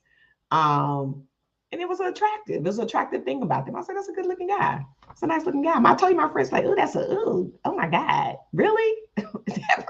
Beautiful eyes, pretty smile, stuff like that. I gotta read Be Easy's comment. Beautiful in everybody. Okay. You think I'm playing, but I'm serious. No, I hear you, but they no longer around. Them guys is gone. You got rid of them. They out of here. You kicked them. You got them out the door. They had a stank personality at the end, right? They fooled me with the fakeness. Okay, Sister Sunny, I'm gonna let you roll with that one. How you gonna let me roll with that? I'm gonna let you roll with that one. Be Easy, that dude says women don't want just looks. They want money, looks, height, swag, good hair, romantic, poetic. Shall I continue? Yeah, they want everything. Chris Rock said it. They do want everything. Everything. I'm still talking about good hair.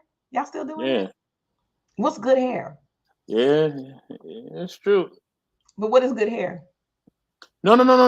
I mean, I think good hair is just, for me, it's just like it don't have dandruff in it, and you ain't got like wingworms and all other crazy stuff. Oh, clean. As long as you keep it up and it's clean and it's neat, that's good hair for me. Oh, okay. It could be curly, it could be the Afro puff like you got, it can be dreaded, it can be anything, as long as it's clean to me. As long as it's clean, that's all that matters to me. If it ain't clean, we got a problem. Good hair for me. Good hair for me is just hair that doesn't break that much, hair that doesn't fall off, hair that's not curved, hair that doesn't make it look like a chicken head, okay, and hair that actually grows. That's good. You left out clean. How you gonna leave out clean? Okay, clean too. Well, you said about the cleanest. No difference. This is funny. I'm gonna tell you why, because it's like, Be Easy said, I ain't saying she a gold digger, but she ain't messing. I wouldn't, look, if you see somebody that's is not making as much money as you, but they have potential and they treat you like a queen, that's right. That's okay. I can see you doing something with that person. But if you see someone that's just broke down and ain't trying to do nothing, no, I'm not gonna mess with you. I'm just not. It is what it is. That's not a smart move anyway. You say you bring up Queen live. Okay, so we gotta answer Daydreamer's question. Who settled? Oh, go ahead, Queen. I'm sorry, you didn't answer. That's right. Oh wait, go ahead. About Queen. looks. I'll be right back. I'm sorry, guys. Mm-hmm. I do believe that.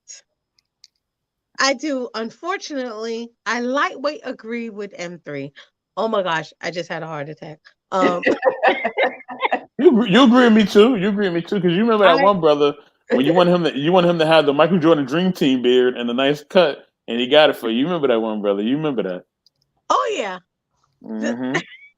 So listen. That was a very funny story, but hey, I'm glad he heard me. So I do believe that the initial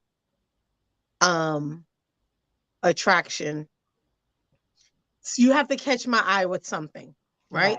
Mm-hmm. So, I am from the East Coast, and ain't nothing like a black man with a beautiful lined up fade, with a little goatee. The lines are straight, perfect, beautiful smile. That Mm-hmm. that'll get me right. So, With the shades. with the shave, you're right.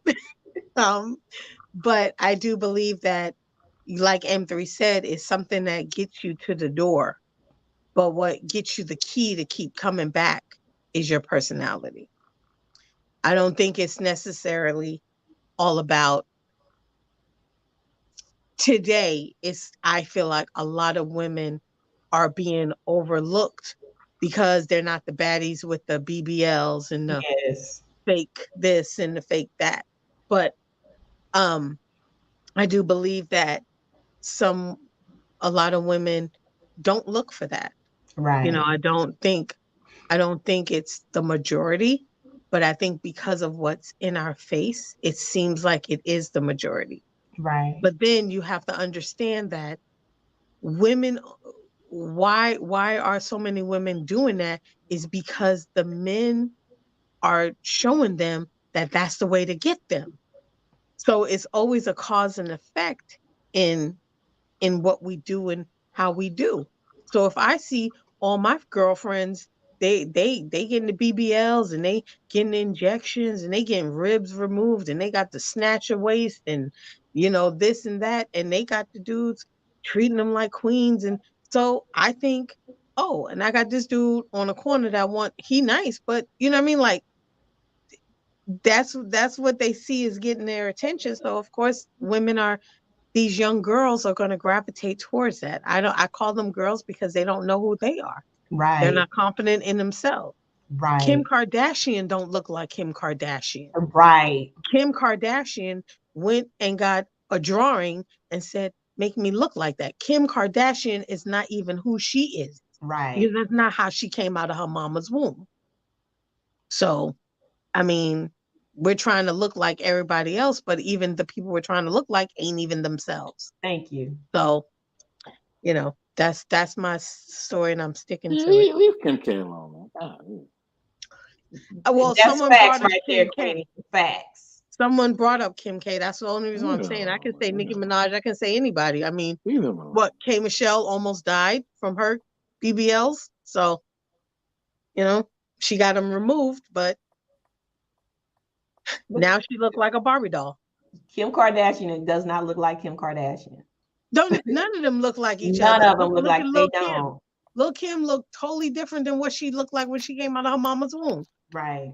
She probably got to show her birth certificate to her own mama and say, I'm your daughter. Like me. Well, That's crazy when you there's you only gotta show certain your birth certificate.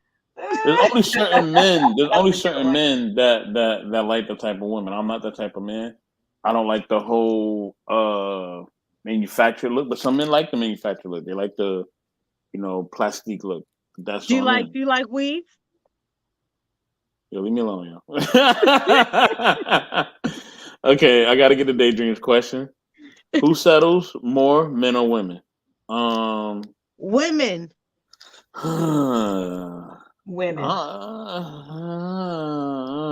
You want to say men, but women. Women do. Women. don't Women. know. I don't. Women. Results vary. Women. Results do vary, and Women. results do Women. vary. No, we settle Women. too. We No, settle too. Oh, trust me, we settle not too. more. She Yeah, said who settles we Said more. settle too. more. We settle too. The A thing is lot. that you Sometimes don't a lot have more. to, though.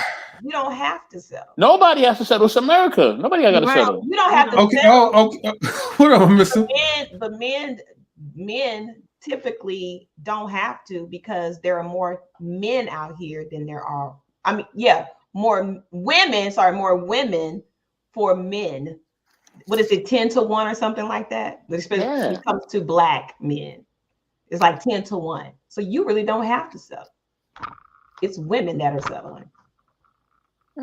I see what you mean. I see what you mean. What was that? Okay. So I Mm. was not. And three, did you want to answer the question? Who settles more, men or women? The ladies already did. Do you want to answer that question? He looking confused Oh. with the comments. I got you. No, I was just catching up the comments, but no, men settle more than women. Oh gosh, there you go. I mean, it's true. Like, because of all like wonderful Sims like in the world, and they just take anybody that they could keep. You know, plus they don't really have a lot of options like women have. But then women don't have a lot of true options, meaning like the men that they really want, anyways, to begin with.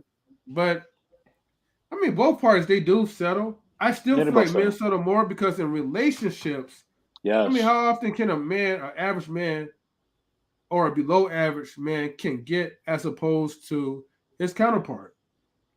An average woman can still have guys sliding on DMs, still have guys that will check her out. You know, doesn't matter if she's overweight or not.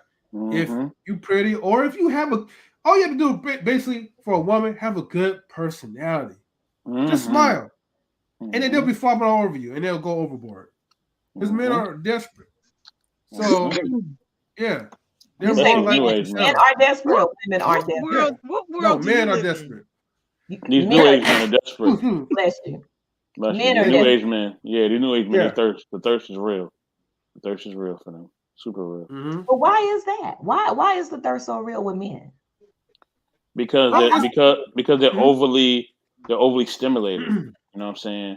It is the Kim K's and it is the Cardi B's and Nicki Minaj's and them always putting that in your face all the time. So if that's always in your face, and that's always put, because listen, we are made to to basically counteract with each other, to bring life together with each other. You know what I mean? To be with each other. So when you got two entities that are just made for each other to be with each other on different types of levels as far as intimacy, and it's always projected in your face, then yeah, you know what I mean? Especially, you'll see women more overly sexualized than men.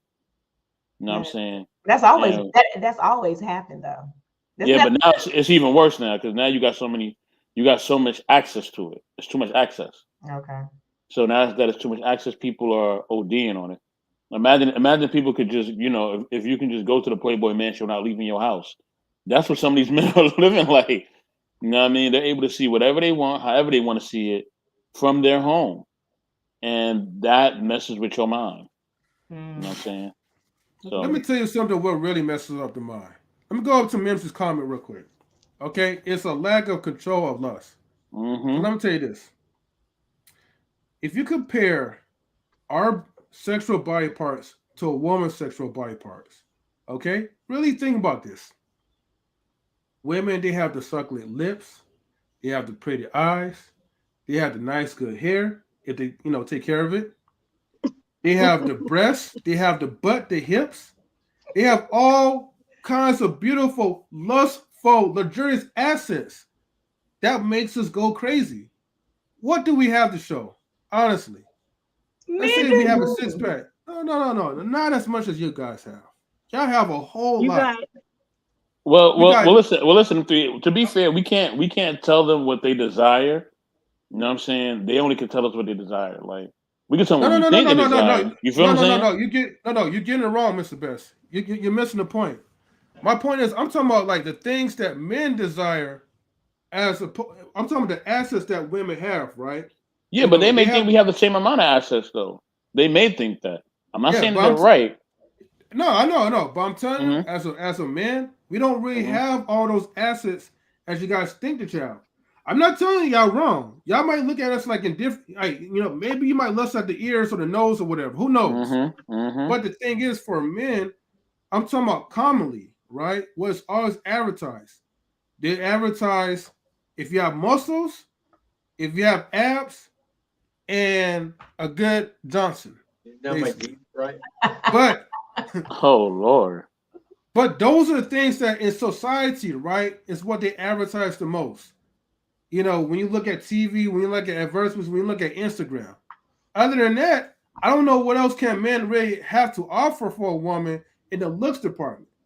And maybe that probably goes back to why women, will probably prefer a man based off his personality. After you kind of see the lackluster that what we have to offer as far as looks, Then it's like, all right, well, let me see what else do we have. If you ain't got nothing else, you better have some good personality. I think the problem with society is the fact that I can literally turn on different screens in my home and see what I want to see, how I want to see it, where I want to see it. Not to be vulgar, in what position I want to see it in. All that size, everything. If I can just tap a button and I can instantly see what I'm instantly attracted to, no matter what time of day it is, no matter how I feel, no matter what I'm going through. As long as I got good Wi-Fi, I can see anything I want to see, and that's the problem.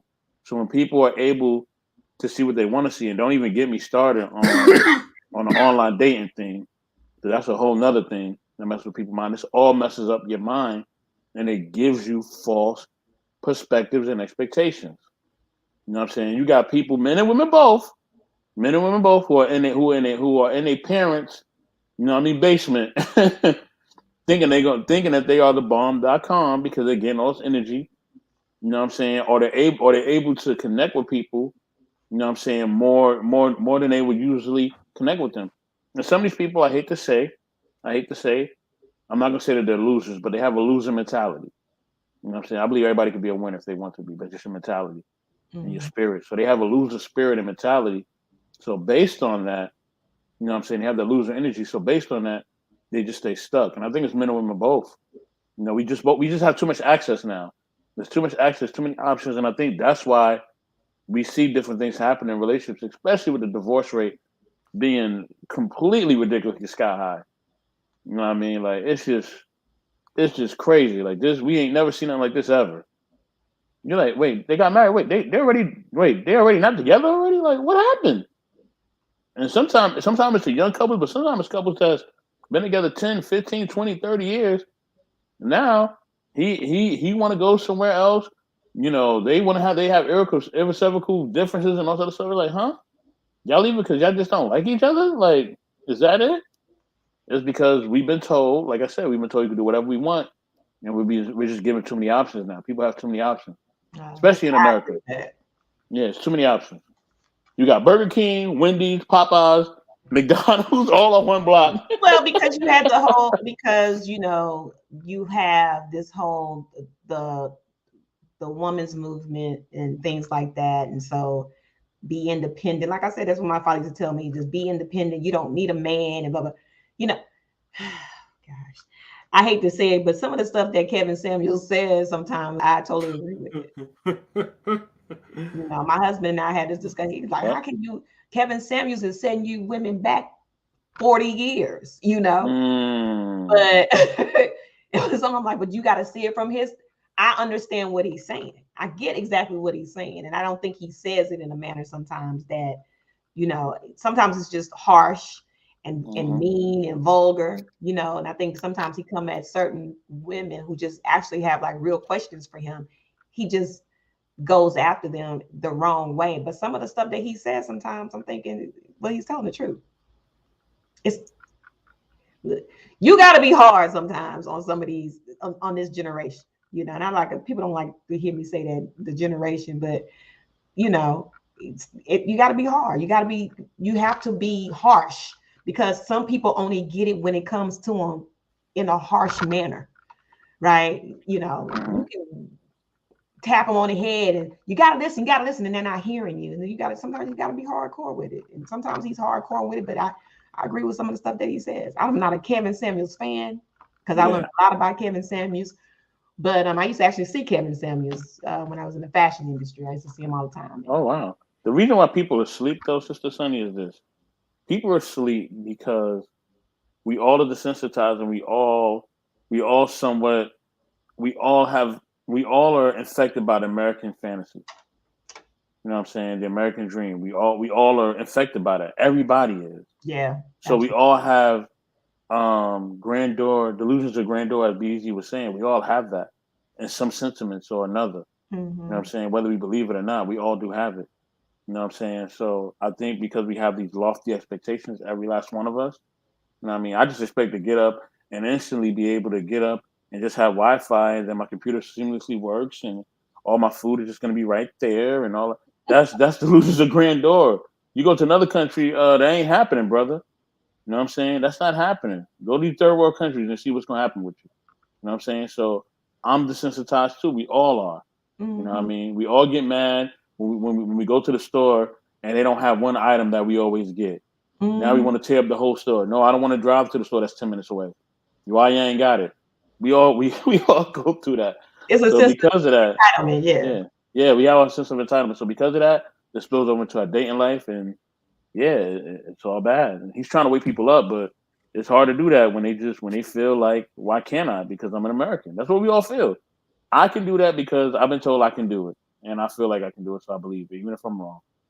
All right, come on through, Daryl Long. Come on through, bro. That's funny because I don't. For me though, because like I said, I got about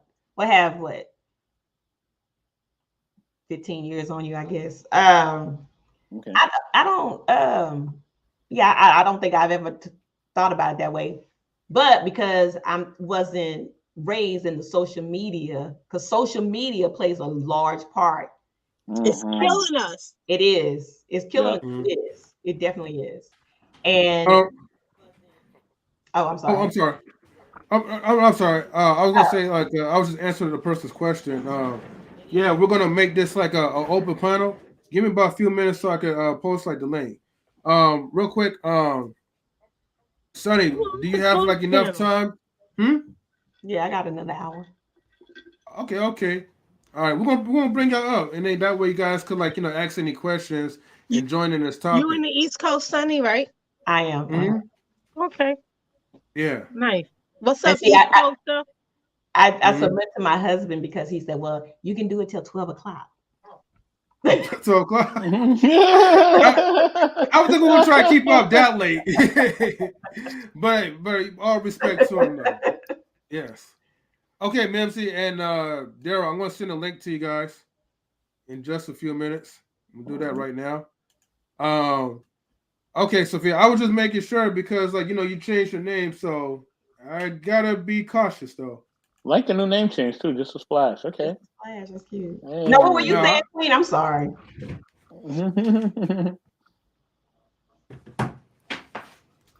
Queen, were you asking, did I like the East Coast? No, she was actually, are you from the East Coast? Oh, no. I'm from the Texas. Okay. You say that like, okay. No, that's just the way I talk. Like, no, that's the way I'm talking. I'm from New York, so I say things the same way. Sorry. Did I hear my name? Yes, Queen. No, you called your name. What happened? Who's talking about me? M3? We thought you had a question to ask Sonny. Yeah. No, I just said, what's up, my East Coaster sister? She's not from the East Coast. She's from down south. I'm from Texas, but I live on the East Coast now. She live in the East Coast. She seemed like an East Coaster. Mind your business, M3. You know what's so funny though that you say that? Because when I grew up in Texas, and people used to always say that all the time. You don't seem like you're from Texas. You seem like you're from exactly. See, the West Coast can bear real ones. Oh, well, have mercy. Okay, so with that being said, before we get to our last question, do you miss, not you, Queen? Do you miss the South sometime, or which one do you prefer? I'm in Georgia. That's the real South. Yeah. Do I miss living in Texas? Not really. Okay. Not really. I mean, there's nothing wrong with Texas because Texas is a big state. If you have a good governor, but right now they don't. But if you have a good governor, run the city, run the state, then things work out for Texans. If you have the governor like they have now, the one, I'm not gonna talk about him. But no, we know you like to get political, Sister Sunny. It's all good. We're here for it. Yeah. So they're passing all kind of laws, and there's a lot going on down in Texas. So yeah, I'm a Texas girl at heart. Are you in the political field? I'm not, but I'm thinking about getting into the political field. I talk about politics on my show, though. I'm not politics, but I am social services. Yeah, So that's a whole nother political field. right. Red tape, BS. Shout out to Big Red Slaps. Queen, you It's just all gave about me the an money, idea, you know. Queen. I said what? You just gave me an idea, Queen. Your I, son cause just you gave know me we an got idea. that telepathic connection. Ain't no You know, telepathic connection. I don't want your telepathic connection, M3. Don't hate, cause you ain't a part of this. I don't even want to be a part of anything right now. Whatever, you know that's not true. Mhm. Stop capping. Which I see you pulled your Afro Queen back. Oh, I got it braided up right here. You just can't see it. All right. I thought that was a hat. You got your I got. what you got? You got your what is it called? Who? Your Soul Glow. Jaheim braids. No, I got the old school Danny DeVito's. You know what I mean? Nah. Your hair Just slicked as back. long as you ain't got a curl in it. That's what we're gonna have to talk on the side. Look, man. See, I don't fool around with no S curl. if you would have had some finger waves yesterday and a curl, then I would have showed up to your Didn't house. you perm your hair one time? Didn't you straighten it out one time, bro? I had never perm my hair out. Yeah, Did you straighten it out one he time? did that in college. Yeah, You know yeah. he did. My, He showed up. I never perm my hair. You know, ever, never. Now I did have a Jerry curl. Everybody had a Jerry curl, okay? But perm, oh no, I don't fool those perms. That's an automatic fall for any woman's hair. He showed up with his Afro puff. Look. Don't be mad, right? Because my hair is longer than most of you guys' wigs that you put on, okay? Don't play yourself. No. Not the All right? wig. You already know. Because I could donate my hair if y'all need popping some. over here. Don't get it twisted. He said, "Don't get All right. No, He Queen got already hair. know. Queen got hair. Me not All wear right. no wigs. Me All wear right. braids. Oh, somebody's at my door, I think. Let me see. They can't come in. I said no visitors tonight. Okay, passport. Well, fortunately for you, you're not in control of this, all right? Fortunately for us, They and fortunately for better be everybody. happy I'm not in control. Oh Lord, Hammer, you don't even know who this is. And this is somebody that actually likes you, okay? Somebody They that all actually like likes me. you, They just don't okay? want to admit it. let What's up, me bring in our brother. You know what I'm saying? Daryl You Long. know, we definitely love him. You know what I mean? Much love to the Brody, Daryl Long. Okay, Queen. I Thank knew you. it was Daryl. What's up, Daryl? Hey, Daryl. What's up, Queen, Lady Sunny, how you guys Hey. doing? That's all right. You can come in. How you doing? Welcome. Come on in, I'm Daryl. I'm doing good. I just put the little mama to sleep. We had some fish. She loving it. You know what I mean? No fried foods. I just got another job today, so Oh, congratulations. Congratulations, man, bro. I appreciate it, man. You know, Yeah. I'm in real good spirits. I heard that y'all was talking about Kevin and other stuff. So what's the topic right now? M3. I don't want to just go and start ranting. No. The topic No, you good. The So, topic is should M3 wear Afro puffs, S curl, or finger wave? Oh man, you know, the Afros would probably be better. But no. Well, that's okay, funny. Daydreaming had a question, and her question would start off was, who settles more, men or women? You know, and so Who that's settles why, more? yeah, who settles in relationships more, men or women? You know, and then Queen finally woke up, and I guess she said her two-piece chicken nugget, statement. But that's what we was kind of talking about. In my opinion, if you really want to be honest, I think it's 50-50. I think that there's a lot of women that end Mm-hmm. up with the choices that they didn't want to end up with. And I think there's a lot of men that do also. You know what I mean? It's a lot of people that's like, I know Sonny was talking about Kevin earlier. The one thing he had right was that a lot of people are going to die alone. A lot of people are not going to have nobody, right? I'm doing a reaction to cruise season after I wrap up here.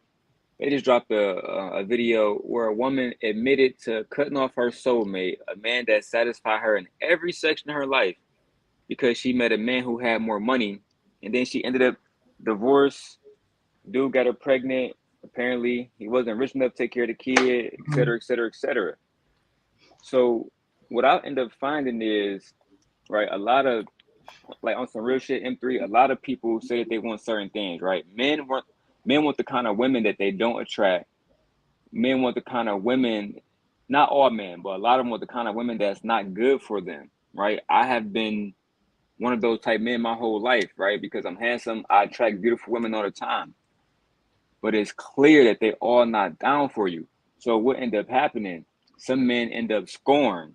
Some men end up heartbroken and turn to dogs, right? I think that we have to put ourselves in a place of healing so we can understand what do we truly need, not what do we truly want. What do you really need?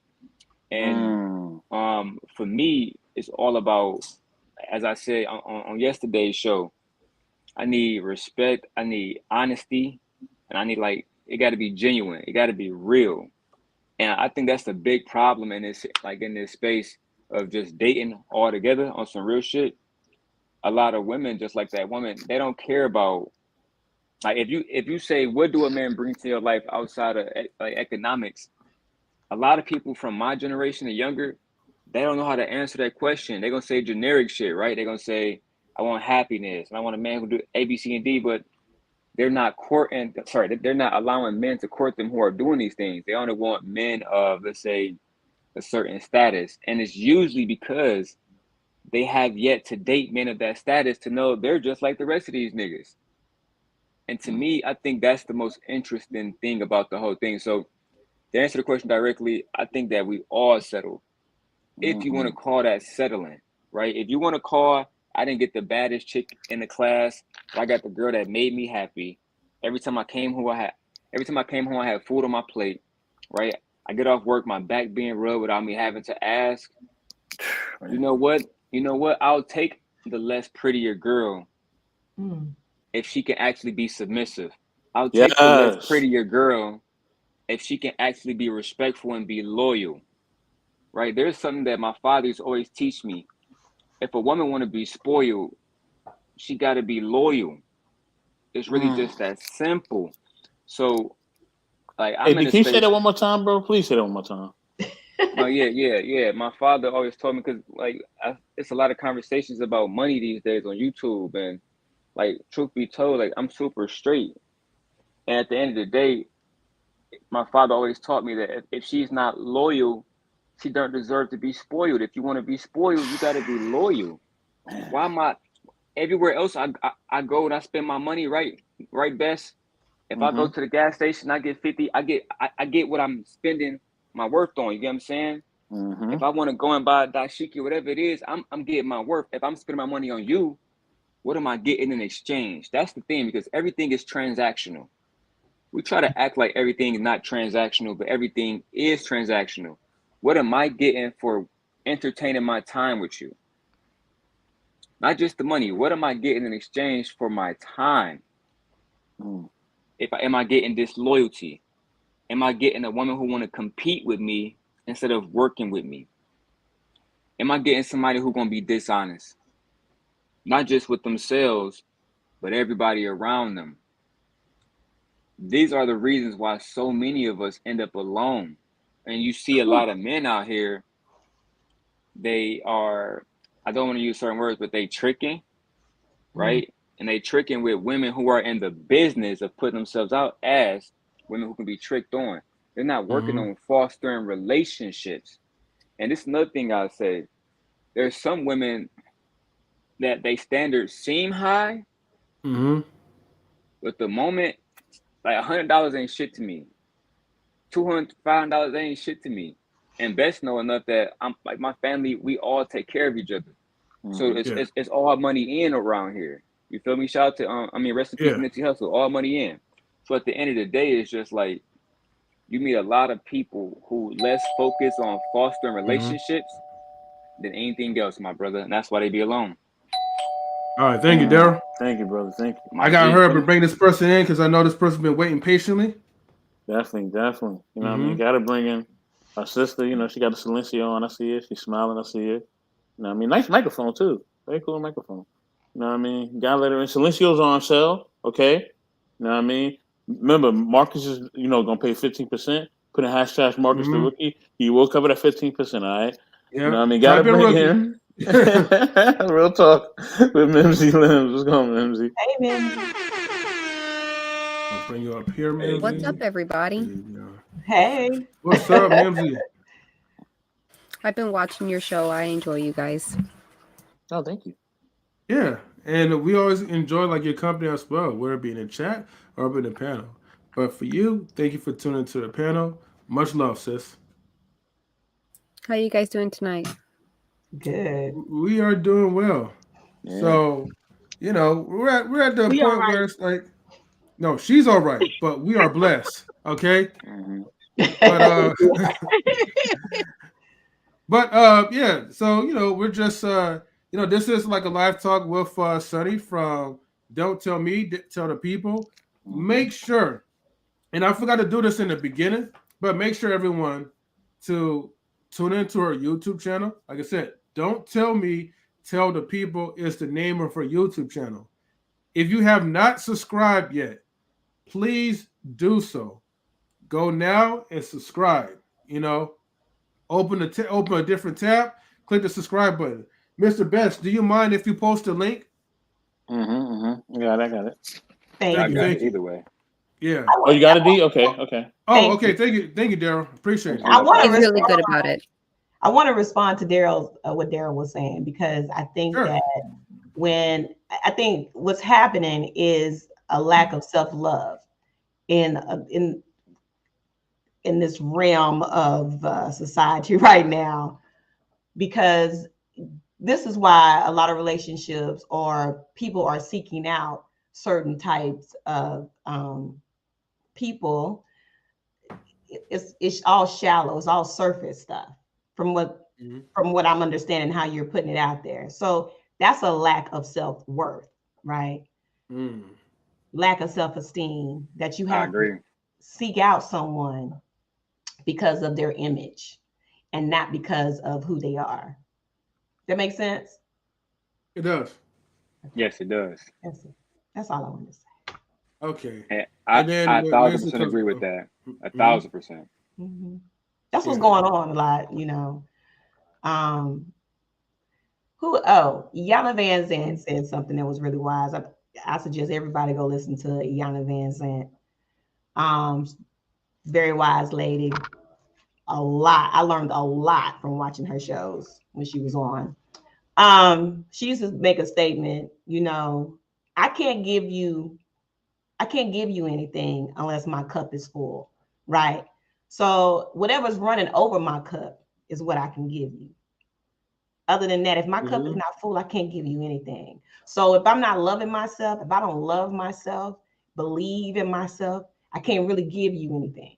I can't have a relationship with you because I'm not going to be able to offer you anything because I don't have nothing to give you, right? Because I can't even give it to myself. And I think that's what's happening when you see all this, you know, people running around, oh, I want to date this person because this person, then when they date the person because the person has money or whatever you were saying, and it doesn't turn out to be authentic, you know, these relationships don't last long.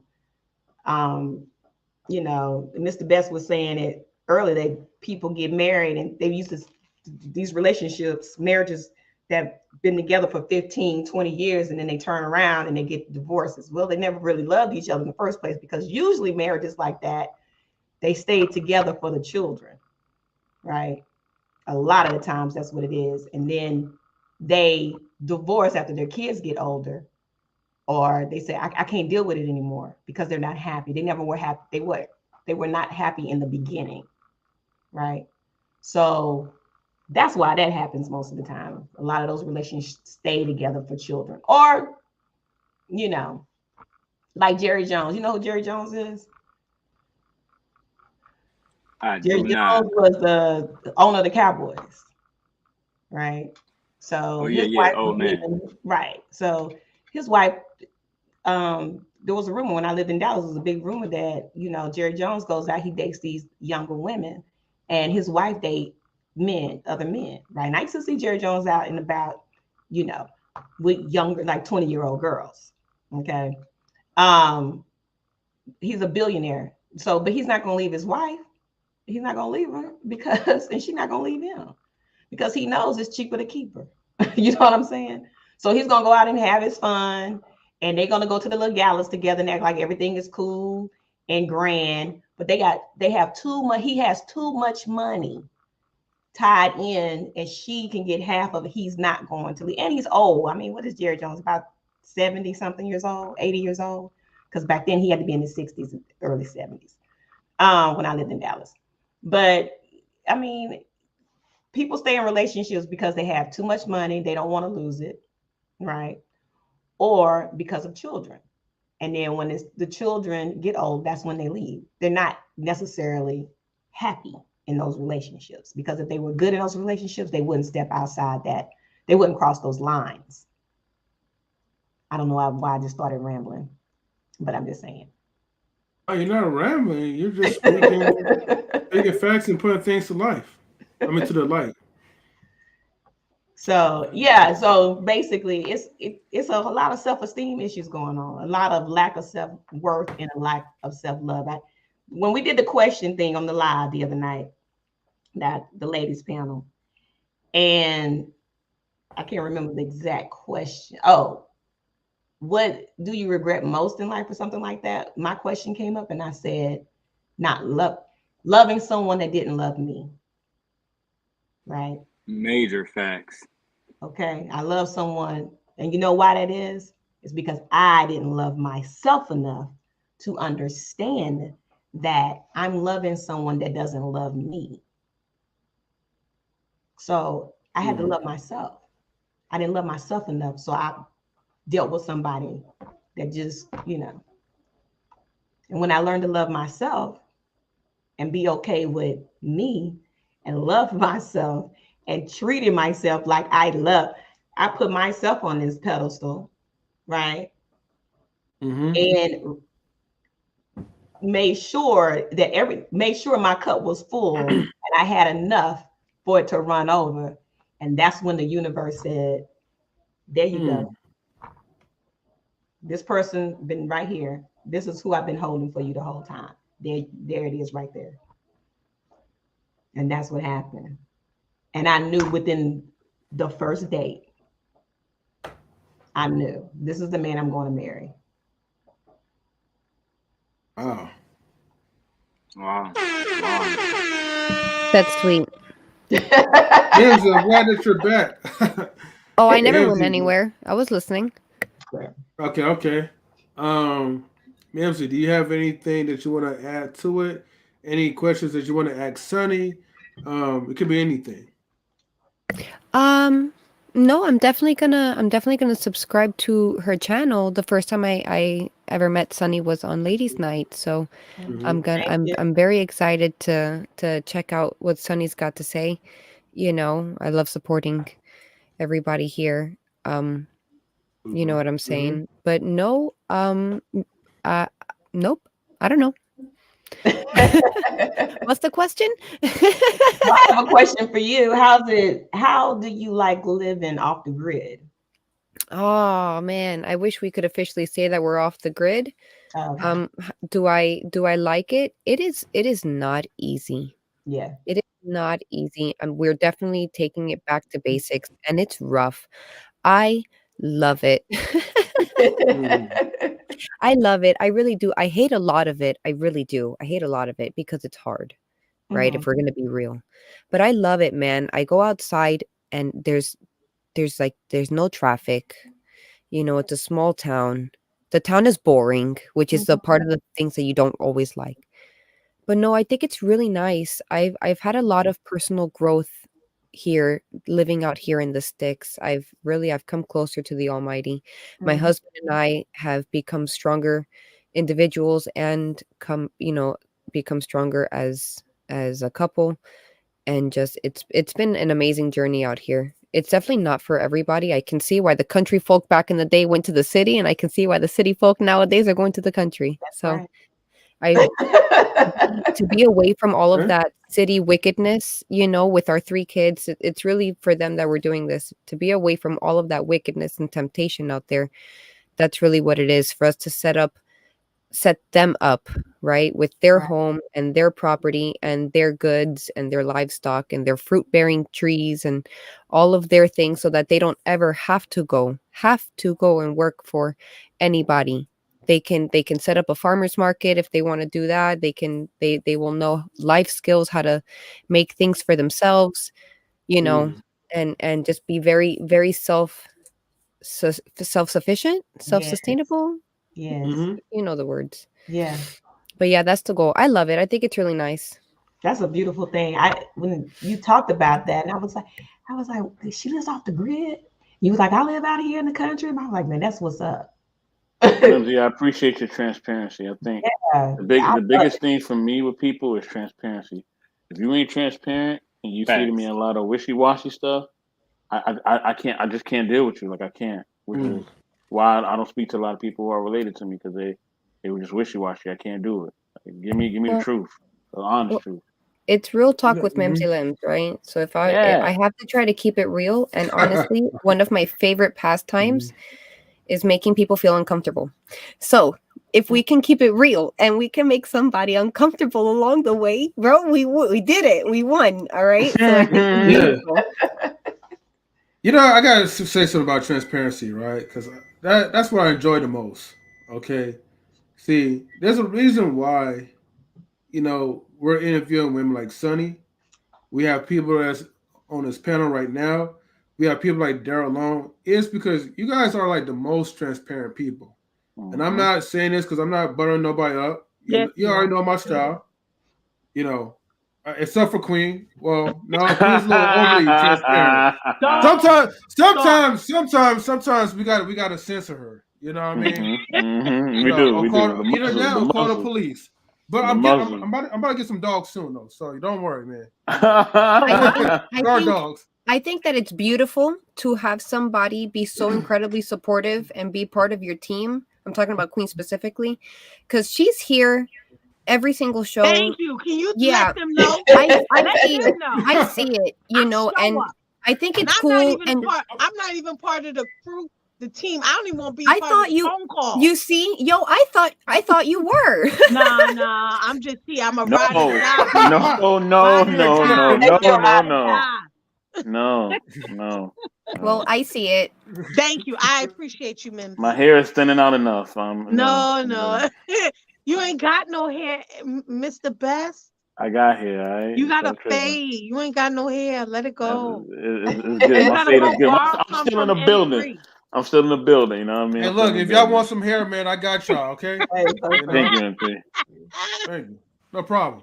Don't nobody want that hair and I'm stopping. Can I ask a possibly strange question? Sure. It's possibly strange. Okay, I live under a rock. So, but I'm Sunny, because I can't help but absolutely love your hair. That's your hair? Yeah. I'm sorry. I don't know. All natural. Yeah. I think that's amazing. I think that's super cool. And so I wanted to ask a follow-up question, because you said you're tall and you said that your husband is just taller than you. Are you taller than him with your hair?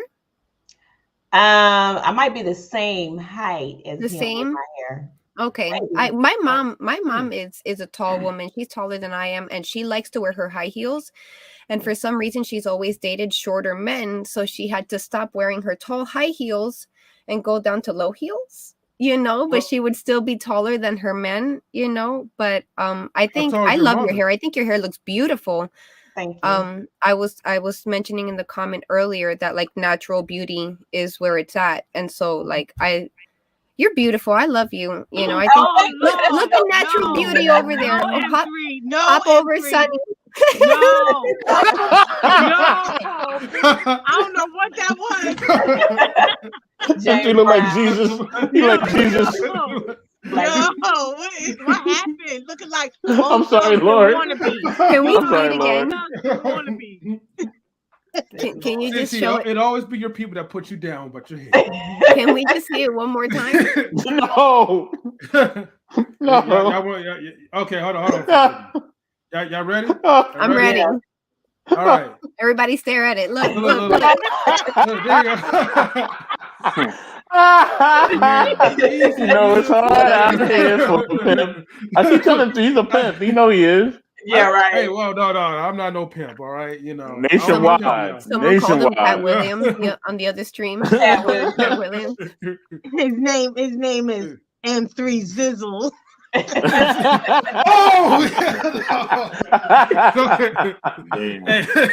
Watch your mouth, Queen. Okay, watch your mouth.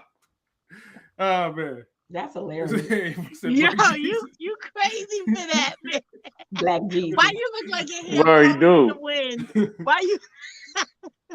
M3 the Messiah. No, let me stop. So now, Mr. M3, do you have your hair styled today, or is it just like brushed back? No, it's break. Oh, you can't see it. Oh, okay. Oh, dope. You got it platted, baby. That's a plait. I didn't have the time. I didn't have the time. Look, I tried with the Afro thing. Right now, it's just not working. It's just too long. But I'm cool. So especially when I'm going to work, I ain't gotta have time for the high winds to blow my hair and got me looking like a mess. Oh, look at you! Getting it braided up is better. Your hair, why your hair more maintenance than mine and Sunny? Because you got maintenance than mine and Sunny. Okay, Queen. So let me break it down to you, okay? Right? You see, you want your so for black hair, right? You know, our hair is bougie, okay? You know what I mean? So you gotta take care of it. Oh my God, man! So wait. Hold on for a second. Wait. Oh no, dang, he left. Yeah, he had to go. He had to roll. Mike says you look like Cat Williams. All right. He looks like Bat Williams, not Cat Williams. Again, he says you look like a healthy version of Cat Williams. Thank you. But don't hate on the hair, right? That's longer than you guys' wigs that you put on. If you do that, it ain't. Okay? Oh, hey, you ain't talking to me. Okay, right? You ain't talking to me. I got you, but you ain't talking to me. But it's all good, Mr. M3. With your blowout. That's right. Mrs. M3 probably blow it out. Mr. M3 the blowout. She got the hot comb for you. She got the hot comb. Please, Joe, stay away from that picture, man. Please. Then don't do it. Don't do it. Relax, everybody. Remember, it's not a hair topic. It's about Sunny and her beautiful hair and the conversation with her. Okay. Look. Don't let my hair distract you. Okay. No, please. It's not. Sister Sunny, go ahead. I'm sorry. I'm sorry. Somebody, one of the trolls that was trolling me, or somebody that hates my hair, can't stand me, was called my hair a poodle, and it happened to be a white dude that said it on the girl's channel. Oh, with her poodle hair, her hair. This was a man. It was a white dude. Oh God. If you follow my channel, you know I talk about a lot of racial issues and stuff like that. But anyway, so I addressed the issue. I addressed it by trying to teach the person that you don't talk about Black women's natural hair, right? Because it's insulting. Yep.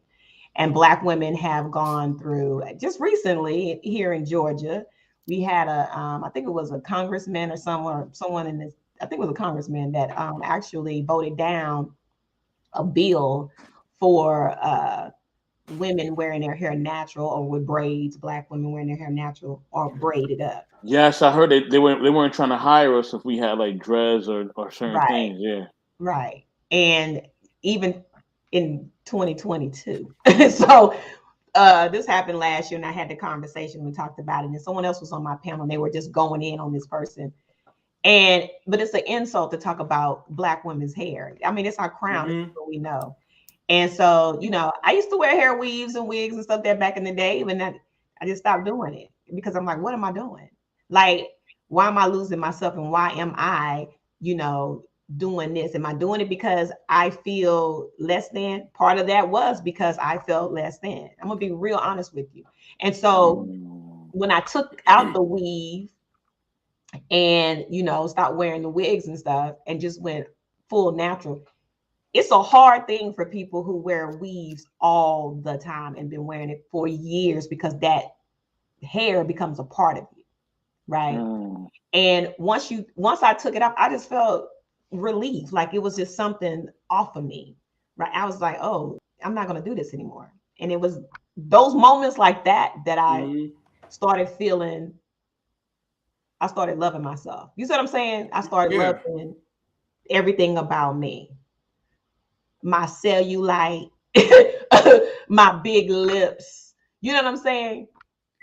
Just everything about me. I'm like, I'm okay with me. I'm okay with me. I'm not saying that, you know, I thought I was an attractive woman, but I never saw myself as being this beautiful woman until I got old. As I get older, I'm like, I'm a beautiful woman, you know, but I have to love me. And so everything about me, my natural hair and all that, I dyed it. I bleached my hair with bleach. And I remember my coworker was like, girl, I hope your hair don't fall out. I said, well, if it fall out, I'll just cut it all off. It's not that big a deal. And I bleached it like twice in one week, which is crazy. You don't bleach your hair, that's insane. But because I have been natural for so long, after after wearing the wigs and stuff, I was natural under there because I didn't put perms on my hair. But it was fine. It didn't fall out. It didn't shed. It didn't do any of that stuff. But actually, I'm going back to my dark hair. So once all my gray come back in and my dark roots come in, I'm dyeing it back black. What's wow. Do you have 4C? What is your texture? What is 4C? The coil of the hair. I think it is a 4C. Oh, okay. Because it's soft, kind of like a. Okay. It's soft, not like wool, but kind of, and I don't even want to say spongy, like, but it has like these little tighter curls. Black hair don't feel like I guess wool. it's 4C. I'm sorry. You know, it looks like it. So let me ask a follow-up question then. Okay. Because see, I've never heard of these things, you know. So by me asking questions, is that offensive? No, it's not offensive that you ask questions. I think it's always better to ask questions because that's the only way you're gonna learn, right? He was insulting me, telling me that my hair is like a dog hair.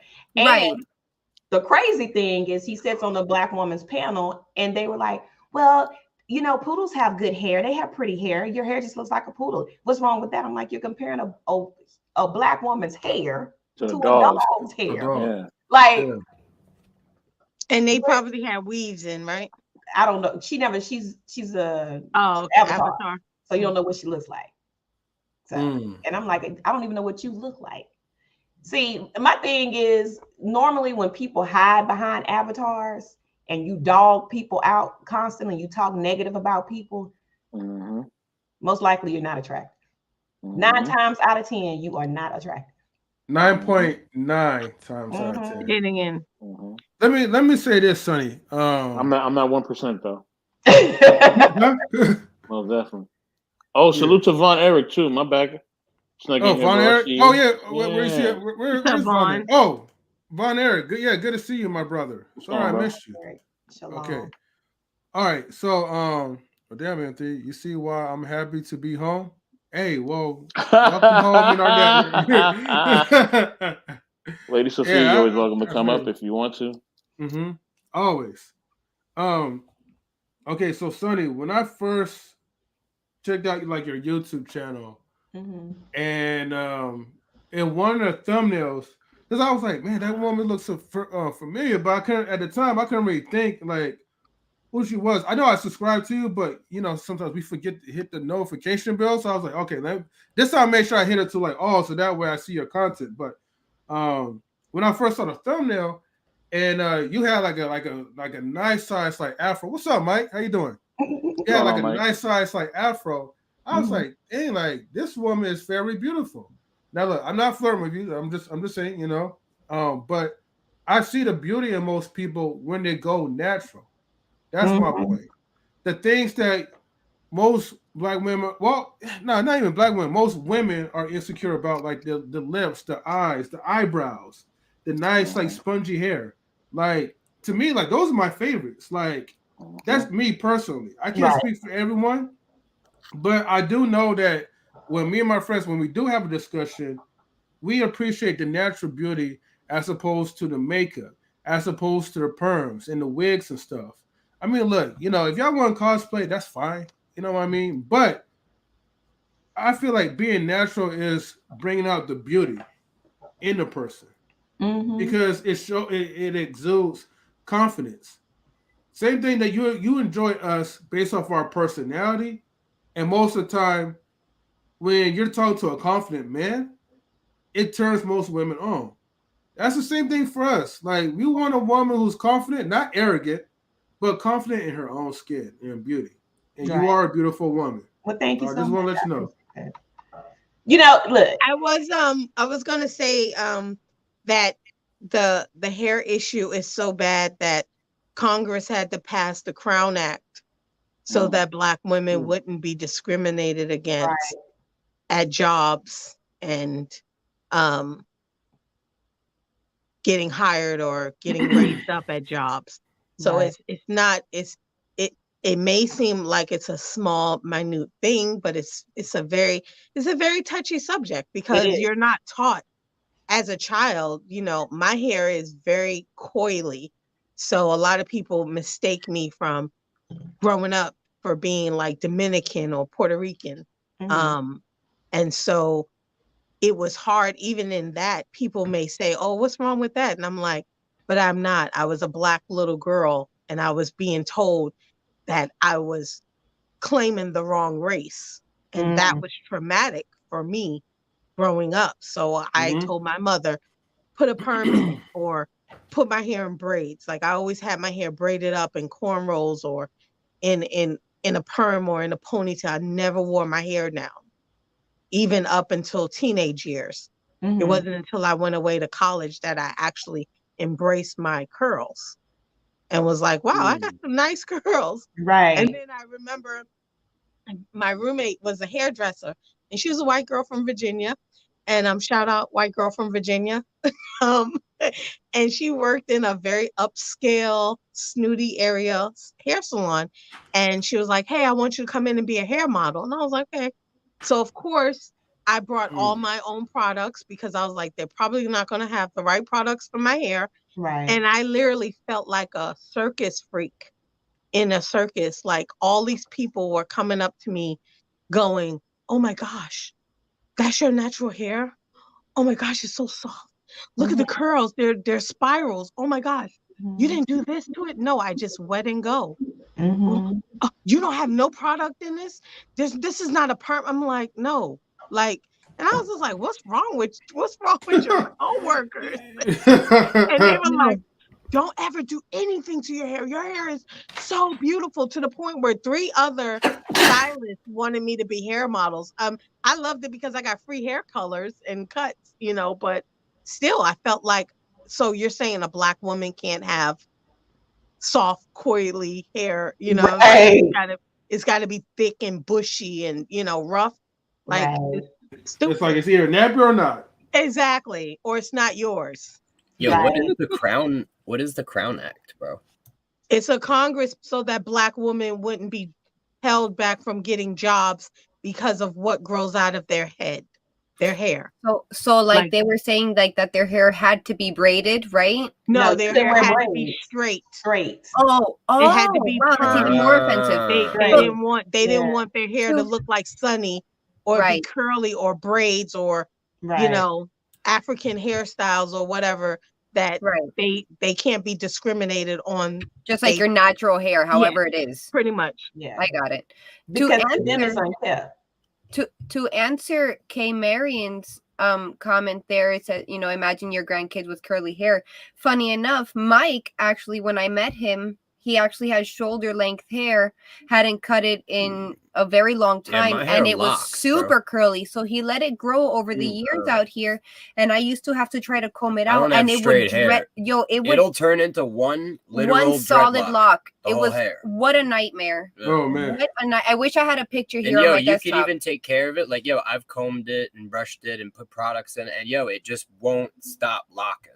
Bro, coconut oil, combing it like 3 times a day, braiding it before bed, My hair is weird, taking bro. it out. It's Look at it. It grows. That's that African coming out in you. Right. it doesn't know where it's going. Yeah, I mean, Okay, I see. Now our Yeah. kids, right? So now our kids, we've got 3 kids. 2 of them are Mhm. lighter. One of them is more like my color. I call him my Cuban baby because he's dark like me. And my daughter and my son, because they both have their hair grown out, but we just cut my son's hair, and they both had really curly hair. I told my daughter, I was like, yo, I'm tired of the nightmares of combing out your hair. I don't know if there's any moms out there that comb out girls' hairs and the screaming fits. It's not fun. So now she's doing it herself. But if she doesn't, they lock also. It's a nightmare. It really is. Ugh. You know, Mims has probably my hair good- doesn't. She has the best hair. in My the hair house. doesn't know where it's going now because this top layer is straight, but then like the bottom layers, I cut my hair really short, and now this doesn't. I don't know. This is bad angles. I've had but my I hair have down like to my curly. ass. It's I don't know. It's like it doesn't know where it wants to go. I used to have my hair down to my ass, bro. You did. It was really long. Yeah. It was awful. To answer K Marion's question, it basically you would think it would be in a southern state. It had to be in a very popular state, which is it was passed in New York, New Jersey, Colorado, Connecticut, New Mexico, Delaware, and Nebraska. Followed to states like Virginia, Washington, Maryland, and Illinois passed an amended version of the discrimination laws. So this had to be passed in New York, of all cities. That's crazy. It is crazy, you know, but yeah. I mean, That yo, is really at the end of sad. the day, you I mean, can't- I later found out that I was not picked for a job because of I had braids. I can't believe hair. they even got away with having some shit like that in the first place. You know what I'm saying? Yeah, well, Like that's some straight bullshit. it is. Like the regulation itself, like they didn't. You know what I mean? They should have just did away with the regulation. You know what I mean? Shouldn't even had it. Like shit So- shouldn't even have to become acts, bro. Like this is the problem with like all the shit. Like you know what I mean? You got to have bills passed, and like they should just be able to fix this shit real quick, and then start like you know what I mean? So Like they really need to rework the whole fucking system. You know what I'm saying? When you have old people like I call him Turkey Nick, still in office, turning colors. That's right. In Kentucky, those are the people that are making your laws and stuff like that. So, you know, these old white men sitting in office for 30 years, right? Passing these laws. It's not about you all, the new generation. If you all, they have to get out there and vote, you know, and get out there and make sure you change the system that fits you and your children to come, right? Because it's going to make a change anything though. You can if you get out and vote. That's why I always stress voting. And a lot of people don't. A lot of people think, well, voting is not going to. Yeah. It doesn't matter.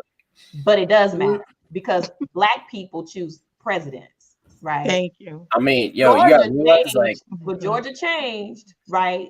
Georgia changed. Georgia now is a purple state because he could either swing red or he can swing blue. When I don't blue, know if you guys are aware of this, but yo, the voting is not real.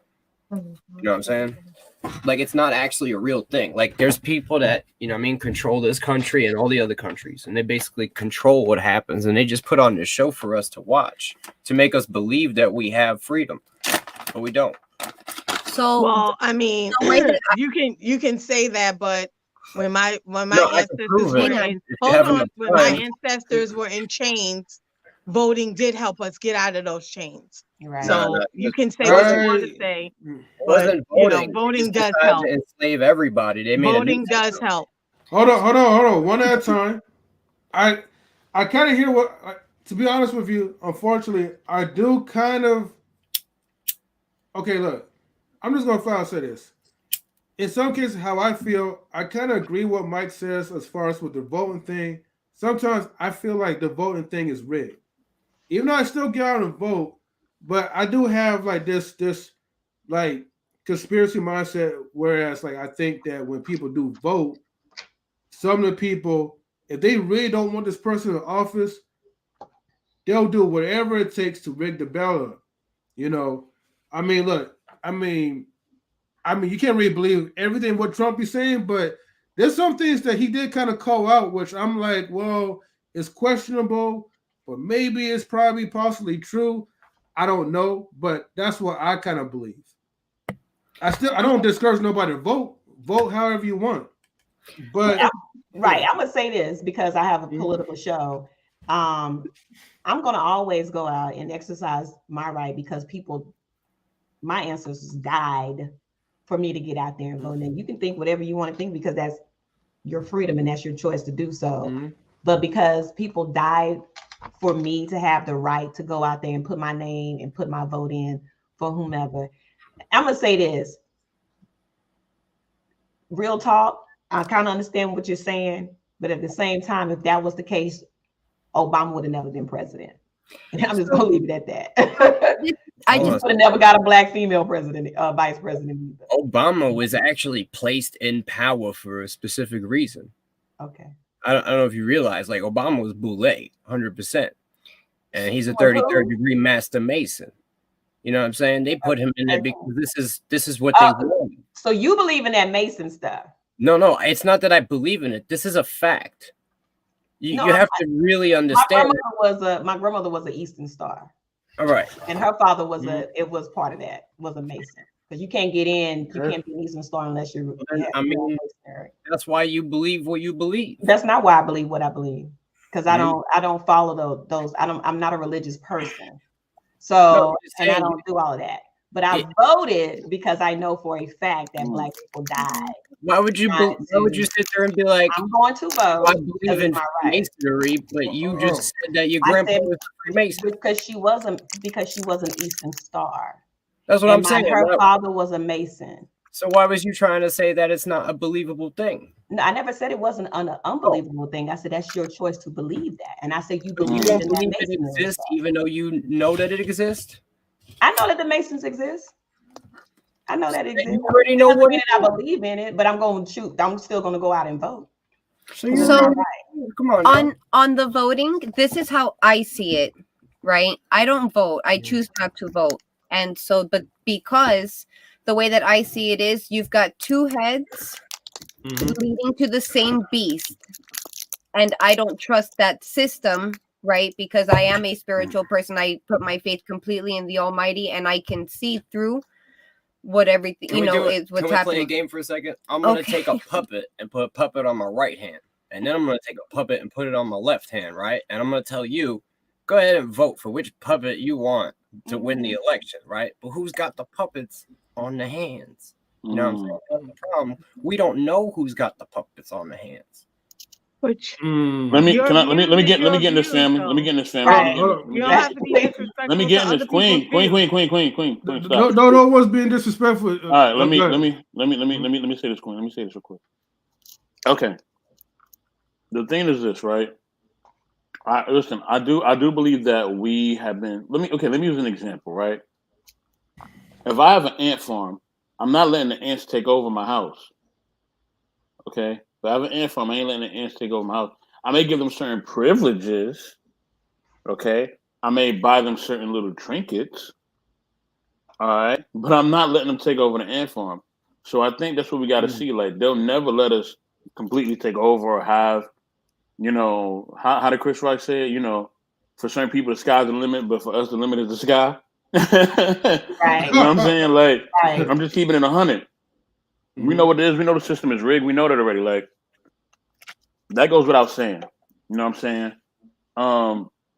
But in that, we are more than the ants in the ant farm. We are more than that. We know that we're more than that.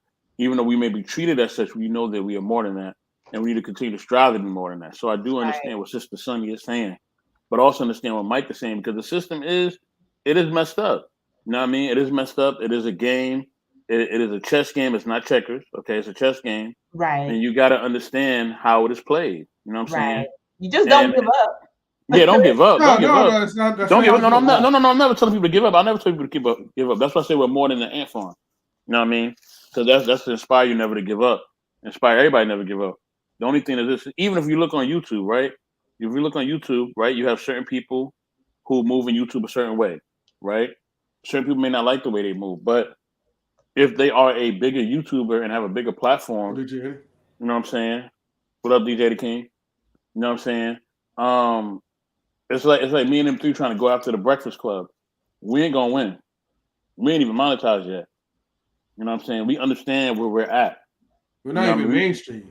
But you're not gonna win now. But who's to say you want to win? No. Sister Sunny, I was about to say that. You know what I'm saying? That doesn't mean that we don't. No, you get Sister Sunny. You know, much love to you. I love you. You know what I'm saying? Listen, I'm not saying that we're never gonna get to that or beyond that, right? Because the goal is to be Joe Rogan or better. Because Joe Rogan is the biggest guy in the world. Right. You know what I mean? So that is what it is. But in the same instance, right now, in reality, that's not where we at. You know what I mean? So I think we just have to live in reality on both spectrums. Now, when it comes to religion, that's up for debate. You can believe what you want. You know what I'm saying? I believe certain things are already kind of shown to us. Certain things are hidden from us. I don't believe there's really no absolute. And I believe that all things are actually true in some sense.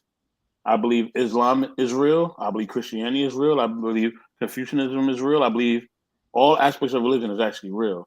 And I believe they're all connected. Just like I believe aliens are connected to that too. And dinosaurs and everything else. But that's what I believe. You know what I'm saying? That's me. I believe in other dimensions, multiverse, metaverse. I believe in all that. Right. But that's me.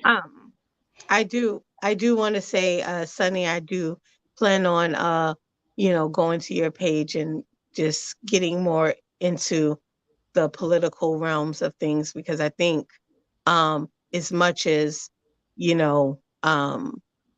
yes, there is a bigger person or a bigger entity that's controlling things in the narrative, but the more you have the voice and the representation, the better you are to have a fighting chance.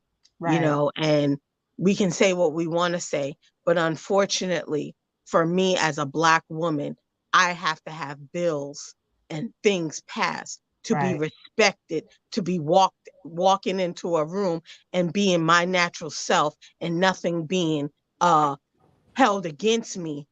Like, I have to watch the way I talk, the way I move, the way I think, the way I give input, the way I give suggestions, because I'm deemed this angry Black woman because I'm powerful and assertive and educated. So it's not as simple as, oh, this is this or this is that. We have to have a voice. Then why would they push so hard for all those southern states? All those Black people couldn't even get to the polls. Why would they stop them from even getting to the polls if it didn't have a part in it? Yeah, it could be controlled or whatever else. That's why I said we need to encourage our young people to be more into politics and being community activists and pushing the change you want to see in your community. Because if we don't have the representation, we have nothing. We would still be in the field in chains. Best believe that. So no matter what anybody say, and I would have never seen a Black family in the White House. That's right. Never. You would have never seen that. So you can say what you want to say, but at the end of the day, as a Black woman walking in this world, whether I believe in God or not, I know that there are people who never want to see me shine. And I'm supposed to be in chains, waiting on someone else. I was never supposed to be free. I had, even to this day, I have had jobs where I've heard Caucasian men saying, how are these Black people making all this money with no college degrees? This is in 2020. So don't play it goes on every day. Why? Because I have the skills, but you don't have the education. How dare she be over me? She's a Black woman. I hear white men say this all day long. So it's not that simple. It's a very touchy subject as a Black woman. So anybody else can have their view and say whatever they want to say, but as a Black woman, it sucks that in order for me to wear my hair the way it grows out of my head, some white man or whoever got to pass a damn bill for me to be okay with walking in a room the way I woke up. How dare you? That's bullshit. So can't nobody tell me how to feel about All right, that. Queen. Enough. Enough. All I right, let me mean, say. she's Okay, speaking facts, though. I mean, No, I get what you're saying, man. speaking facts, and but let me. Yeah. and I'm sorry, but that's part of why it is important. Our fight and our battle, because we're not all the same and we're not equal, right? It's not an equal playing field out there, and right, Black women are the most disrespected women, right? The most imitated, but the most disrespected in this world. You said Not Black just women even are. America, in the world. So, and I've traveled extensively. Okay. So, she's speaking facts. So it's important that, we as Black people, y'all don't have to vote, but we need to vote because this country was, like she said, we would still be in chains. That's facts. That's what they want us. They chaining us up right now mentally, right? With this Yeah, social. we're literally all like in a big ass prison. Okay. Some of what you're saying, I understand where you're coming from, Mike. I get where you're coming from. Like there's literally loans I against understand where you're coming from. that have been taken out. You know what I'm saying? Hold on, Sonny. Queen, I got you. Huh? I'm sorry. You can talk. You can talk.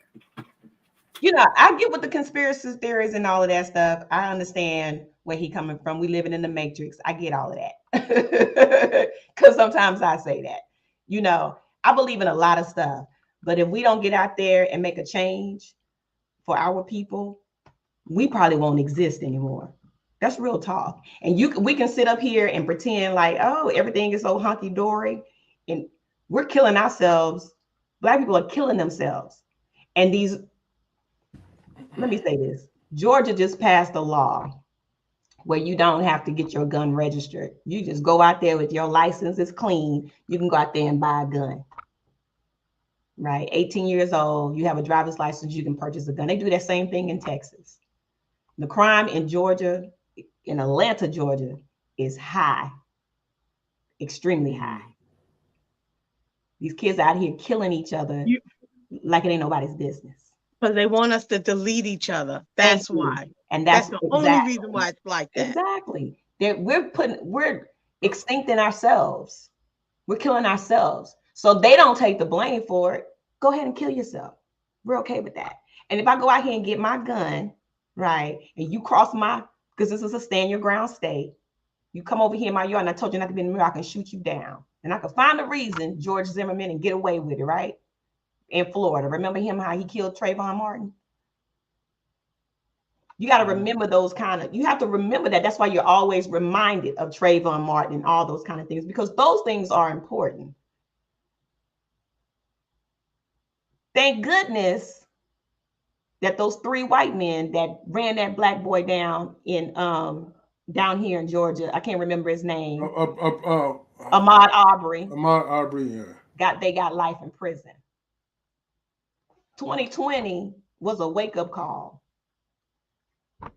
Cousin 19 didn't happen. We got to call it Cousin 19 because YouTube would trip out if you call it the other name. So we say Cousin 19. That was the universe. That's God letting you know y'all need to sit back and chill for a minute. I'm going to put y'all on lockdown so y'all can open your eyes. And in that moment, we saw George Floyd get murdered. We've been telling y'all for years that police brutality is real.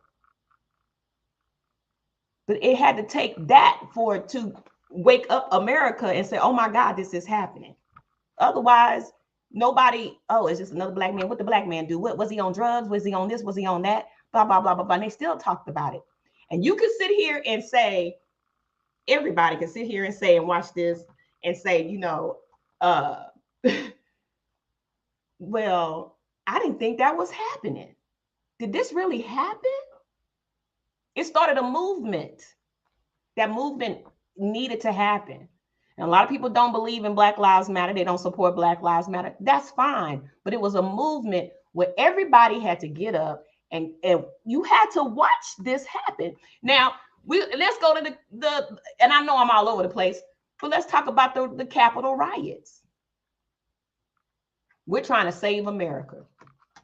10,000 white folks go over here. Now, had there been 10,000 Black people, you would have had, and they knew about it. So if you knew the Black Panthers were coming, or you knew these Black militia people were coming to protest against putting a president in office, you would have had security out there. You would have had police officers out there guarding them more than you had the 10. You would have had the military out there. You would have had some type of armed forces out there ready to take on those Black people. You had 10,000 people over there at the Capitol, all white American people, a couple of Blacks sprinkled in there. Maybe Chaotic was out there. I don't know. But this is we can't say names, Mr. Sonny. We can't say names. Oh, I'm sorry. But they allowed that to happen. I don't know if you have a television, Mimsy, and you don't. So Peace, Quantum Love. No, I live under a nice little rock. Peace, Quantum Love. Right around this big. Okay, it's cozy in here. There's a documentary about the Capitol coup, because that's what it was, and it shows you the perspective of the police officers and what they had to go through and what they had to endure. Okay, and how those people bum rushed that, how they bum rushed the Capitol. It was insane, and they didn't even shoot at them. Now, had there been some Black people, I promise you, and 4 more white people, as my sister would say, there would have been some dead Black folks out there on the steps of the Capitol. They would have shot them down. I promise you that. Because in reality, Black people are not looked at as fully human beings, right? Because that's just part of the generational conditioning. So I don't know if you want to even subscribe to my channel. You know what I'm saying? Listen, I'm not a racist, but we don't have to agree on everything. You know what I'm saying? It's cool. I've been called a racist. I've been DM. You're a racist. I just, I don't. What it is. I just I'm don't giving you the face of what America is. Yeah, it's all good. You know what I'm saying? Yeah. I just obviously we live in different, We live in different worlds, right. And we live in the same country, but we have different experiences. Right. And all those experiences are based on the color of our skin. And I'm not here to assume or judge or try to understand. This is why I ask a lot of questions. You'll notice when Mr. M3 asks me a question, I probably started my answer with, I don't know. I don't know. Okay. And there you go, full force. It's just my little rock, right? I don't subscribe to today and all that today has to offer me. You know what I'm saying? I'm really just taking it way, way back to basics, and it's simple instructions. I'm a woman who follows instructions so well. Woo! You give me instructions, I got you. I got you to a T. Okay? And if I did it wrong, you gave me bad instructions.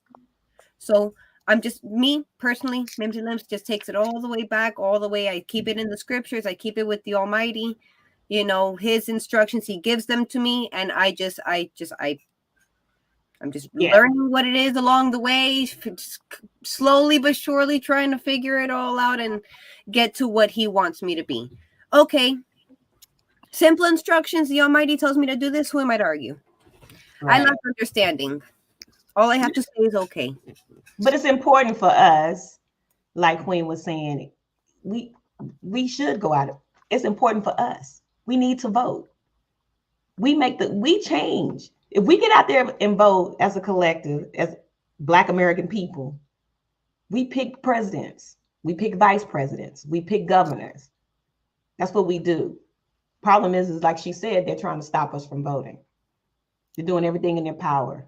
So it must mean something. I mean, if you're trying to stop me from getting out here and putting my name on the ballot or putting my vote in, it must mean something.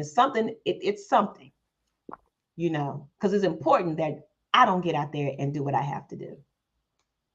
I think we got to see that. You know, we know that the system is what it is. As I said, we know what things are at. You know what I mean?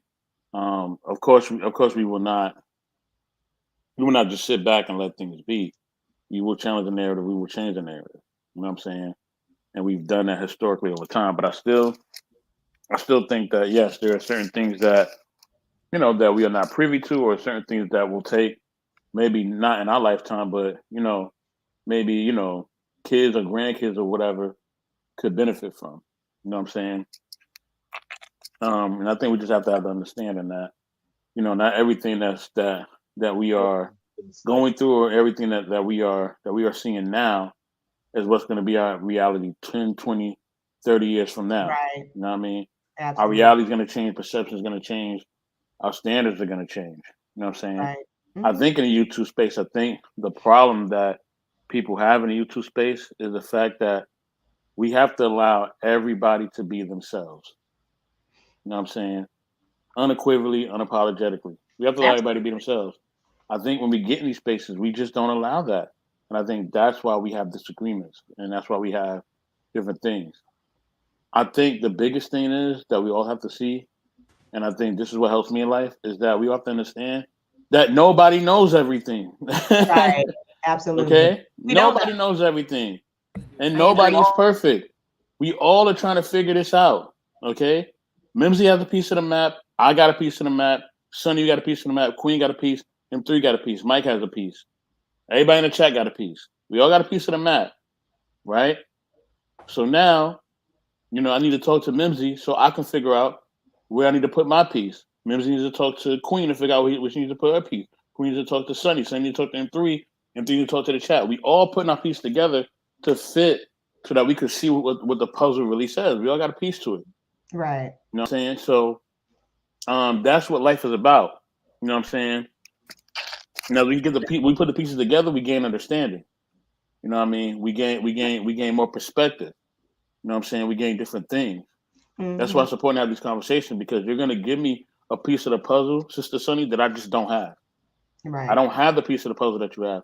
I didn't grow up in your generation. I'm not a woman. I don't understand certain things. So for me to think that I'm on your level of understanding would be foolish. You know what I'm saying? It would be asinine. It would be futile. It wouldn't make sense. So that's the thing. I don't have your level of understanding, and I respect that. I respect that you're going to give me a perspective from your generation, from you as a woman, that I can learn from. And I can give you a perspective that I can give you as a man, from my generation, from my standpoint, that you can learn from. Mm-hmm. And I think we have to do more of this in the YouTube space. But what's happening in YouTube spaces is everybody wants to think that they are right. Right. You know what I mean? I'm right. Follow me. I know everything about life. I got all these cars and all this money, and right. I'm this and I'm that. No. No. Because if you were all this and that, and it was that easy, then everybody would do it. You know what I mean? There will always be somebody that's going to have to work at McDonald's. There's going to always be somebody who hits the lotto and gets lucky. There's going to be somebody who owns a Fortune 500 company. We're going to have different spaces. This is America. Not everybody's going to be on the same level. It's never been that way, and it never will be. You know what I'm saying? And that's just how it is. And people have to understand, in order to make the system work, you know what I mean, you have to learn how to work within that system to make it work for you. Right. You know what I'm saying? If you watch The Matrix, Neo just didn't run up and just automatically become the one, and then right. and then he just beat everybody down. Yeah, he just ran up in there like John Claude Van Damme and beat everybody down. No, it was a process. He had to go through pain. He had to go through suffering. He had to lose some things. He had to learn some things. Okay, and even in becoming the one, he still had to go through loss, and he had to go through different trials and errors. Okay, so if that movie don't teach you anything, I don't know what will. If you want to know the keys of life, watch the Matrix trilogy. I don't know about the new one, but watch the trilogy. It'll teach you a lot, and that's really what life is about. We all are the one. All of us are one. But in our oneness, we're gonna have to go through some shit, and that's just life. Until we infiltrate the system, and we let our flower completely bloom. You know what I mean? And that's what life is about. While you in Rome, you do as the Romans do. Exactly. Wait, hold on, guys, real quick. Are you're 3 hours ahead of us, Sonny, or 2 hours? She's 3 hours. I'm 3 hours. It's midnight here. Okay, because I wanted to respect your time, because I know earlier you said that your husband will allow you to stay until midnight, so I didn't want to disrespect that time. So we're good.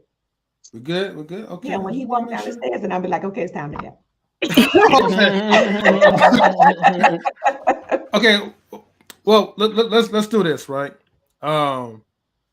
Let's try to wrap it up in 20 minutes, if that's okay. Yeah, that's fine. Because all right. I have respect for your husband. It's 9:10 our time. So when it's 9:30, we're gonna wrap it up strictly, okay? No problem. Okay, no problem. Go ahead. You guys take care of it. Sonny, I was gonna say, have you heard of the young girl activist? I think she's in Jersey, named Anaya Dillard. I haven't heard of her. Okay, look her up. She's 18-year-old powerhouse. I think she's 21 now, but she started doing stuff in the community and doing protests and all stuff when she was 5 years old. Send her a link. Send her a link in her DM. She'll look it up. Yes, I'll send it to you. She's on Instagram.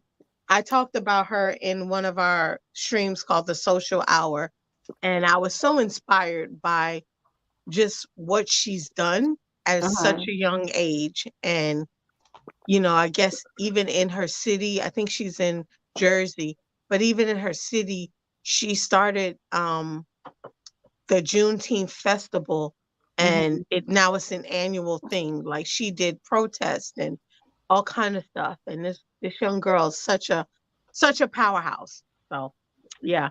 And it matters. I think it would be amazing if I'll DM you and talk to you about some things, some ideas I have later. Yeah, absolutely. Hit me up on my IG account. Don't tell me. I got you. Yeah, okay, cool. And I was gonna say, you giving me Lucille Ball vibe. All day with that red hair and them glasses. Oh, thank you. You can play the Black Lucille Ball, man. Oh, that's funny. Yo, sorry everybody. Yeah. Oh, go ahead, Mike. Hey, Mike, I'm sorry. No, I already took it. You know what I'm saying? I was just saying I didn't run away from anybody. I just had to go take that call. You know what I'm saying? Okay. No, you good. Mike, you have anything you want to say too? Yeah, we're almost closing out. You guys is closing up, yo. We're gonna close up at at 9:30. So I mean 9:25, we're gonna put the clock on. Like at the end of the day, bro, I realized that there's certain struggles, you know what I'm saying, that people are gonna experience for different reasons. You know what I mean? Not everybody is the same. So everybody's gonna have an individual different type of struggle, right, with reality.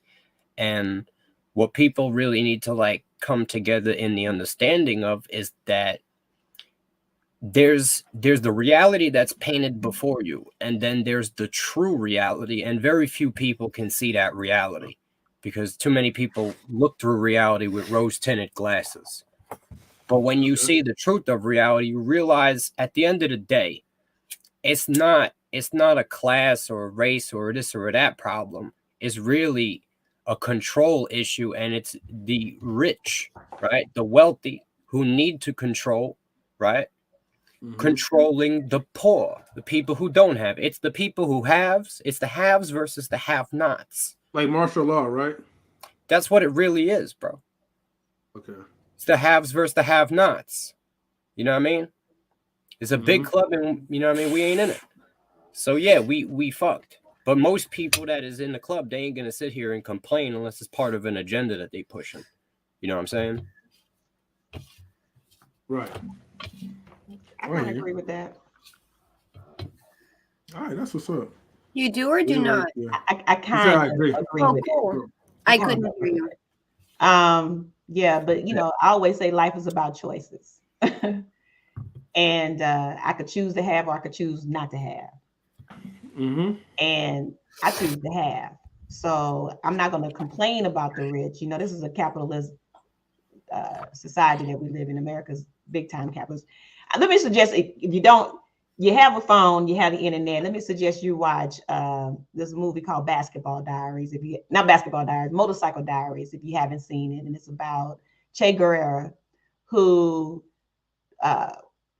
was a militia, so to speak, in Cuba that fought against the capitalist society. And of course, we know that he died. You know the story of Che. But Motorcycle Diaries is about him in his younger days before he became a militia and to fight against capitalist society.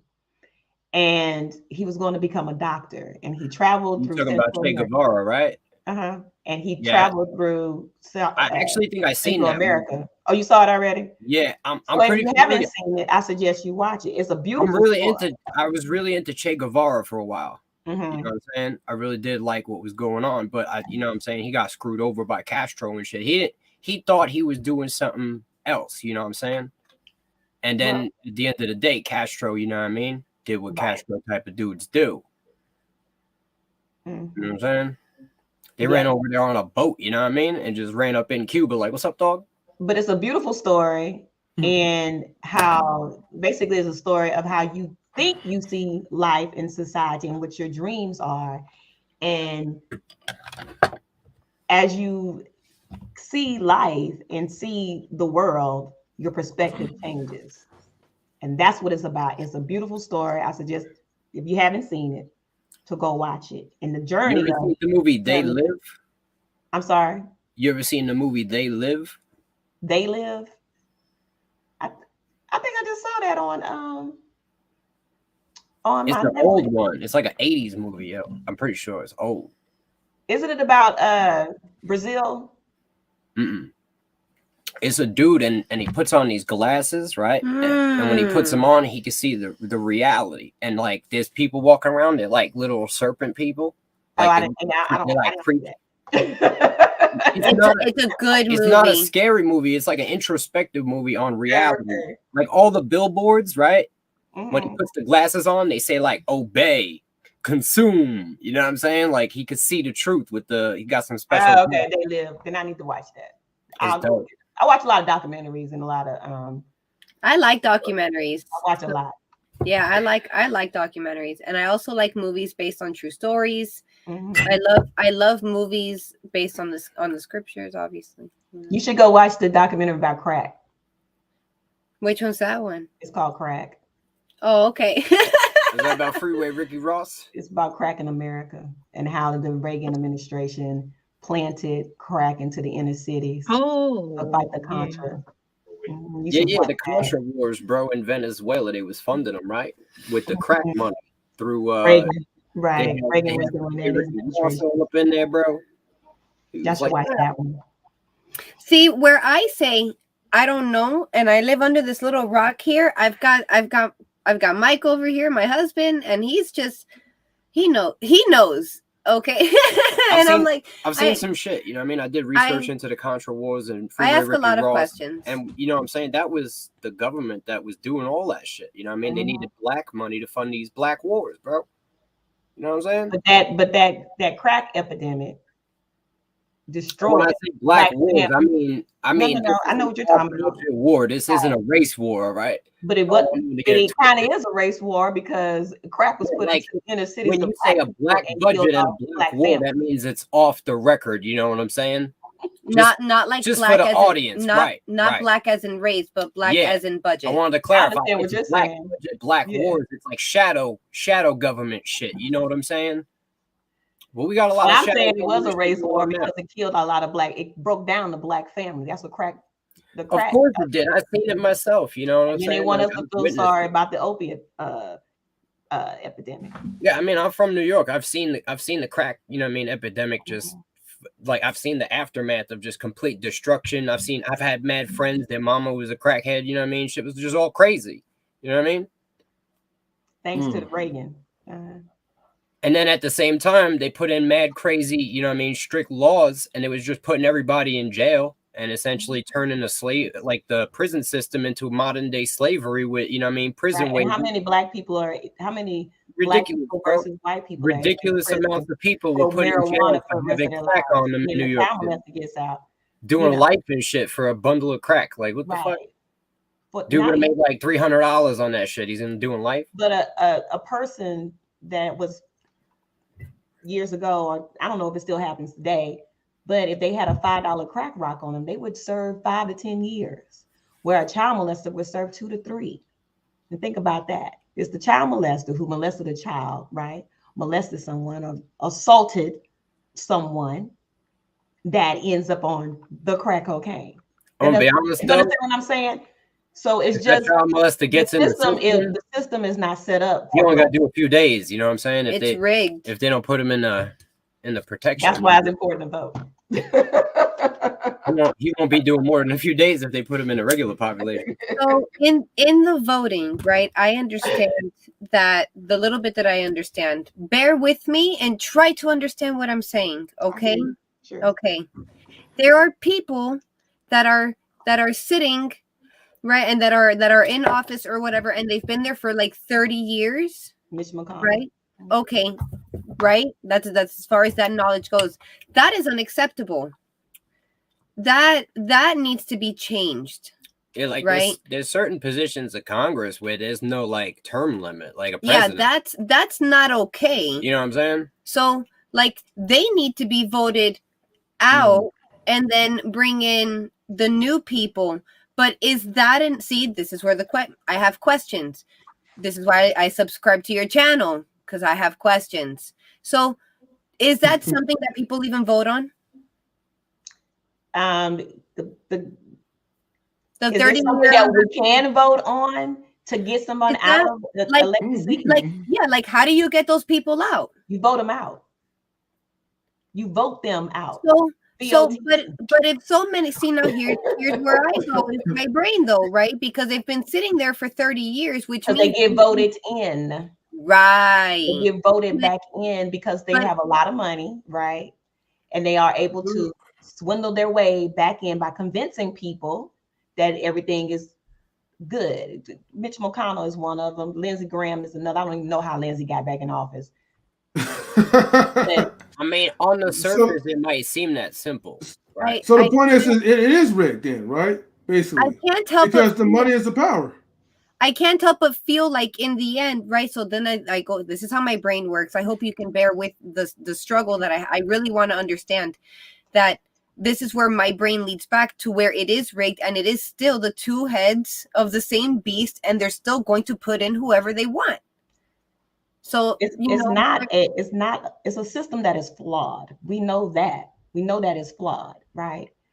But if you have enough money to get out there and convince people that, hey, I'm gonna do this and this for you. I'm gonna make sure it's all. Here's the problem with people in general. We tend to forget. We don't always. This is why you have to be reminded of things like 9/11. You have to be reminded of stuff like that. You have to be reminded of a George Floyd. That's why they have memorials.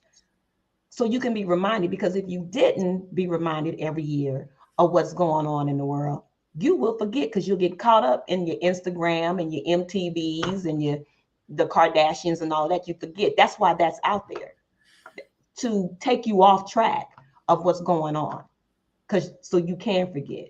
But they have to remind you every single year that 5,000 people died in 9/11. They have to remind you that, because it could happen again.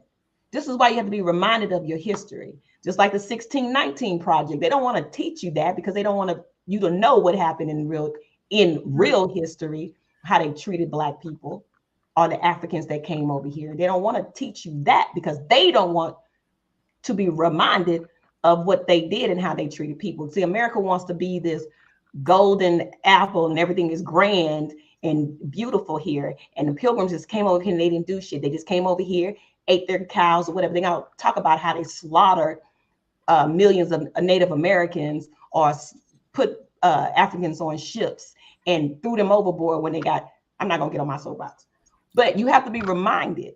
And this is why it's important. Go ahead.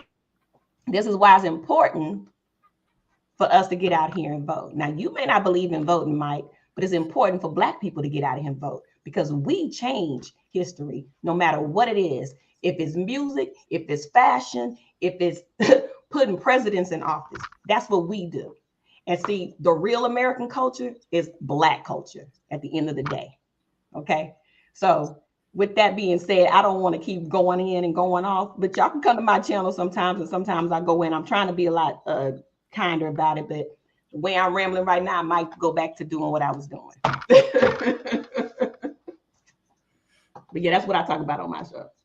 At one point, I was reading the 1619. It's just a Sunny. We don't mind. You know, I mean, I listen to everything you say, and I try to see. You know what I mean? Do you like reading, Mike? I read a lot. My suggestion to you is to go out and get the 1619 project. Read that. 1619 project? Yeah. That's the book. That's the book they don't want to teach. That's the part of history that they are trying to stop from being put in into these schools because they don't want the little white kids to feel like they, feel bad about what happened in history. It's part of your history. It's a part of American history. I mean, this country was built on the back of slaves. That's the bottom line. And people need to understand that, and they need to know that. We're not going to keep making excuses for it. Yeah, there's a lot of shit that went down in this country. You know what I'm saying? And a lot more than you know. The transatlantic slave trade was some fucked up shit, but fucked up shit has happened to people all over this world. You're right. Fucked up shit has happened to a lot of people in this world, but not as fucked up as it happened to African people in this country. Hey, nobody had it worse than African people in this country. Getting brought to this country, to be honest with you, I'm going to be real. It was actually prophesied, by the prophet that this would happen, and this was actually a punishment. I'm going to be real with you. What prophet? I could bring it out for you. Sure. You know what I mean? Here we go.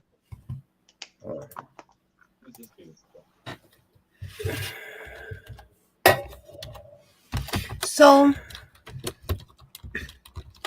I suppose I am ignorant in the laws of man, right? But I feel strong. I feel as strongly as you do at the way that you feel when you say that we need to be taught, and that this is why we need to keep telling these stories every year, so that we remember. The stories that we tell our kids are different. We tell them every year because we were told to tell them every year. And so just to give an example, right? One of my favorite stories to read is the story of the 10 Commandments, right? So those commandments I'm very familiar with. And just to long story short it, right? When Moses is coming down with the 10 Commandments after the people had just gotten the instructions themselves from the Most High, right? Moses comes down after being gone for a while. He comes down with the 10 Commandments and he sees all of the people dancing around a golden calf, and over 3,000 people died that day for idolatry. And so I can't paste it. It's Deuteronomy 28:68. 28:68.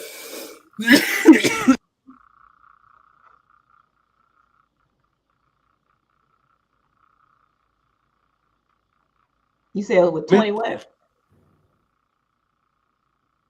Music, we can't hear you. 68.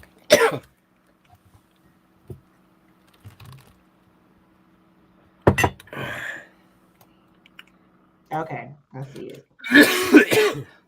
Wait, okay, Deuteronomy 28:68. You got it there. There we go. It says it's going to take you back to Egypt, right? Which is bondage in ships, and they are already in Egypt when they are.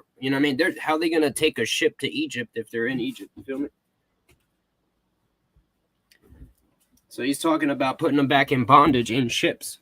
And it tells them that they're going to be taken to a land that they never knew. You know what I'm saying? But they came from Egypt. So Egypt is bondage, right? So like the first commandment is, I am.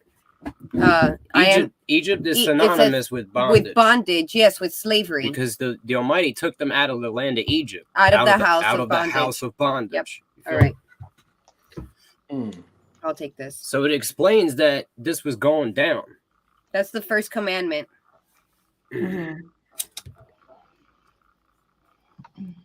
And so that's where my brain is when we have these conversations, right? Because it lingers in the back of my brain. Obviously, I can't turn that off the way that you can't turn yours off. But I really also strongly believe that there is no excuse for ignorance. As I sit here and all of my answers are, I don't know. But all of my answers are also primarily based on whatever the Almighty has said to me. You know what I'm saying?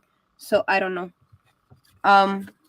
But you didn't even know. I didn't even know. But this is why I look forward to watching your channels, because even if we don't agree on everything, that's still okay. You know what I'm saying? I look forward to learning, because there's no excuse for ignorance. And honestly, I'm not there enough to even want to do the research. So I appreciate you doing the research for me and feeling so strongly about it, because if there's anything that does catch me, I love to fact check. And if you're speaking truth, bro, then that's fire. I've learned a few things tonight, bro. I learned about that Crown Act. Yeah. I had no idea that was even a thing. You know I didn't know either. That's crazy. You be picking up things on any conversation. Conversation is always good with good people, though. It's got to be with good people. 1 minute left, everybody. And respectful. So I appreciate this conversation with you, Sonny. Oh, no problem. You know, I always drop the link for everybody to come up and have a conversation if you want to come up and have a conversation. And I have a wide variety of people that watch my channel. So, you know, I've had people, like I said, call me racist or whatever. That's impossible for me to be racist. But, you know, and I have people that literally sit there and say they want to Auntie JP. Huh? No, I'm saying salute to JP. I see him in the camera. And then I have people that, you know, that watch me and appreciate it, that we give them that type of knowledge about this great country we live in. In our world, right? In our world specifically, we are not like the normal people. So not everybody tends to agree, but that's good. Mm-hmm. And whenever I drop the link, you're more than welcome to come up and give your perspective.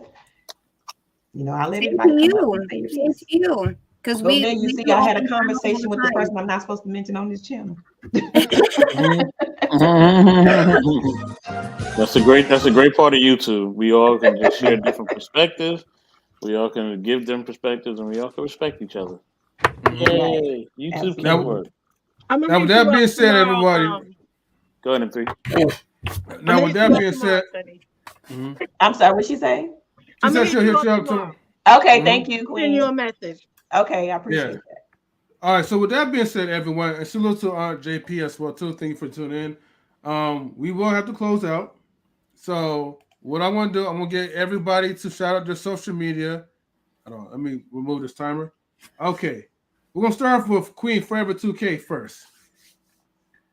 Hey, you can see me on Instagram, Queen Forever 2K. You can see me on the Intellectual Soapbox when he lets me in. You can see me on Knowledge and Relationships when they open up the door and don't have me standing on the porch. You can see me on Ladies Night.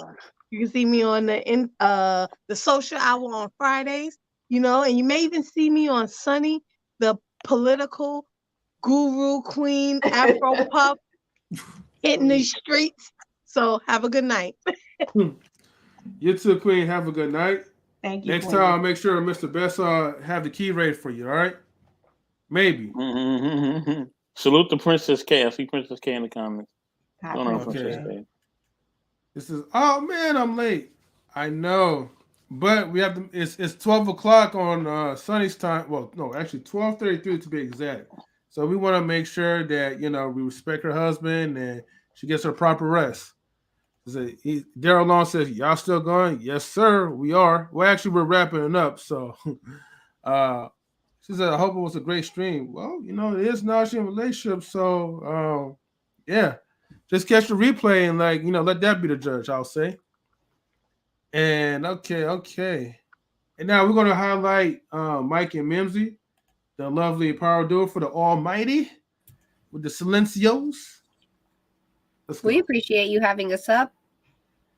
I appreciate Sunny's conversations and her answering all of my questions. I have many questions. I love you guys. Anytime you guys are on and I can, I'll be here. Yeah. Yo, you already know.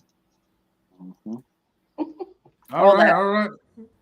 All that in a bag of chips. Okay. Let's go ahead and Oh, that's so funny. zoom in to Miss Sunny, Oh, I'm the not on the woman of screen. the hour. Oh, you can't see me. Huh? Anyway, I don't know. I can't see me. But Oh. don't tell me, tell the people on YouTube. Don't tell me, tell the people on Instagram as well. So follow me. All right, you heard that, everyone. Make sure you guys give her a follow. And shout out to Daryl Long for sending the link. So remember, follow, don't tell me, tell the people. Okay. All right.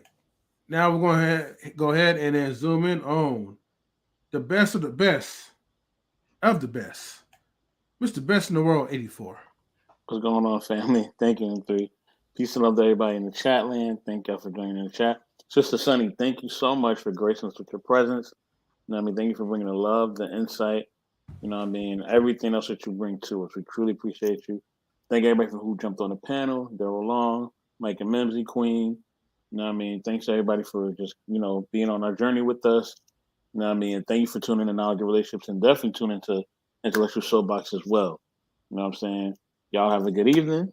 Peace and love. You know what I mean? Y'all know what time it is. We'll be back Thursday. All right, M3, take it away. All right. So, thank you for tuning in to Knowledge and Relationships on YouTube. We hope that for the ones who did tune in, hopefully you guys and ladies also enjoyed this wonderful conversation with Miss Sunny. And Miss Sunny, it was definitely a pleasure to have you on the panel for tonight to give you this lovely live talk. So it was definitely good, and I felt like it was very fitting to talk about political issues. But with that being said, make sure that you ladies and gentlemen, before you come into any of our live streams, make sure that you get off of your feelings and get your minds right as always. Because you already know we always have these, unorthodox type of topics, and some people is going to catch in the feelings and some people are not going to be caught in the feelings. Some people are going to be sensitive, some people are going to be insensitive. Like me, for instance. I'm like the last of the Mohicans that are very insensitive now these days. But doesn't really matter. Just make sure you get your minds right. And we are out, everyone. Oh, the last comment. Oh, yes. Just a splash. AKA Sophia. Please leave a comment afterwards. View again. Indeed. Oh, yes. Thank you for that reminder, Sunny, because I did post it up there before. Everyone, after the live stream, make sure you leave a regular comment, okay? Not the live stream comment, but a comment outside the live stream, because it does help build up the algorithm of YouTube, especially we're talking about political topics and we're talking about Sunny's YouTube channel. So please just give us any feedback, indeed, if possible. And then if you do check out the replay, please make sure that you just comment and just say whatever that goes to your mind. And then with that, we are out. And thank you again, Sunny. It was a pleasure. Thank you. Much love, guys. Thanks. All right. Much love, sister. This was fun. Thank you. We have to do a part 2. We'll see, y'all. We can. Indeed. Very well. Later, everybody.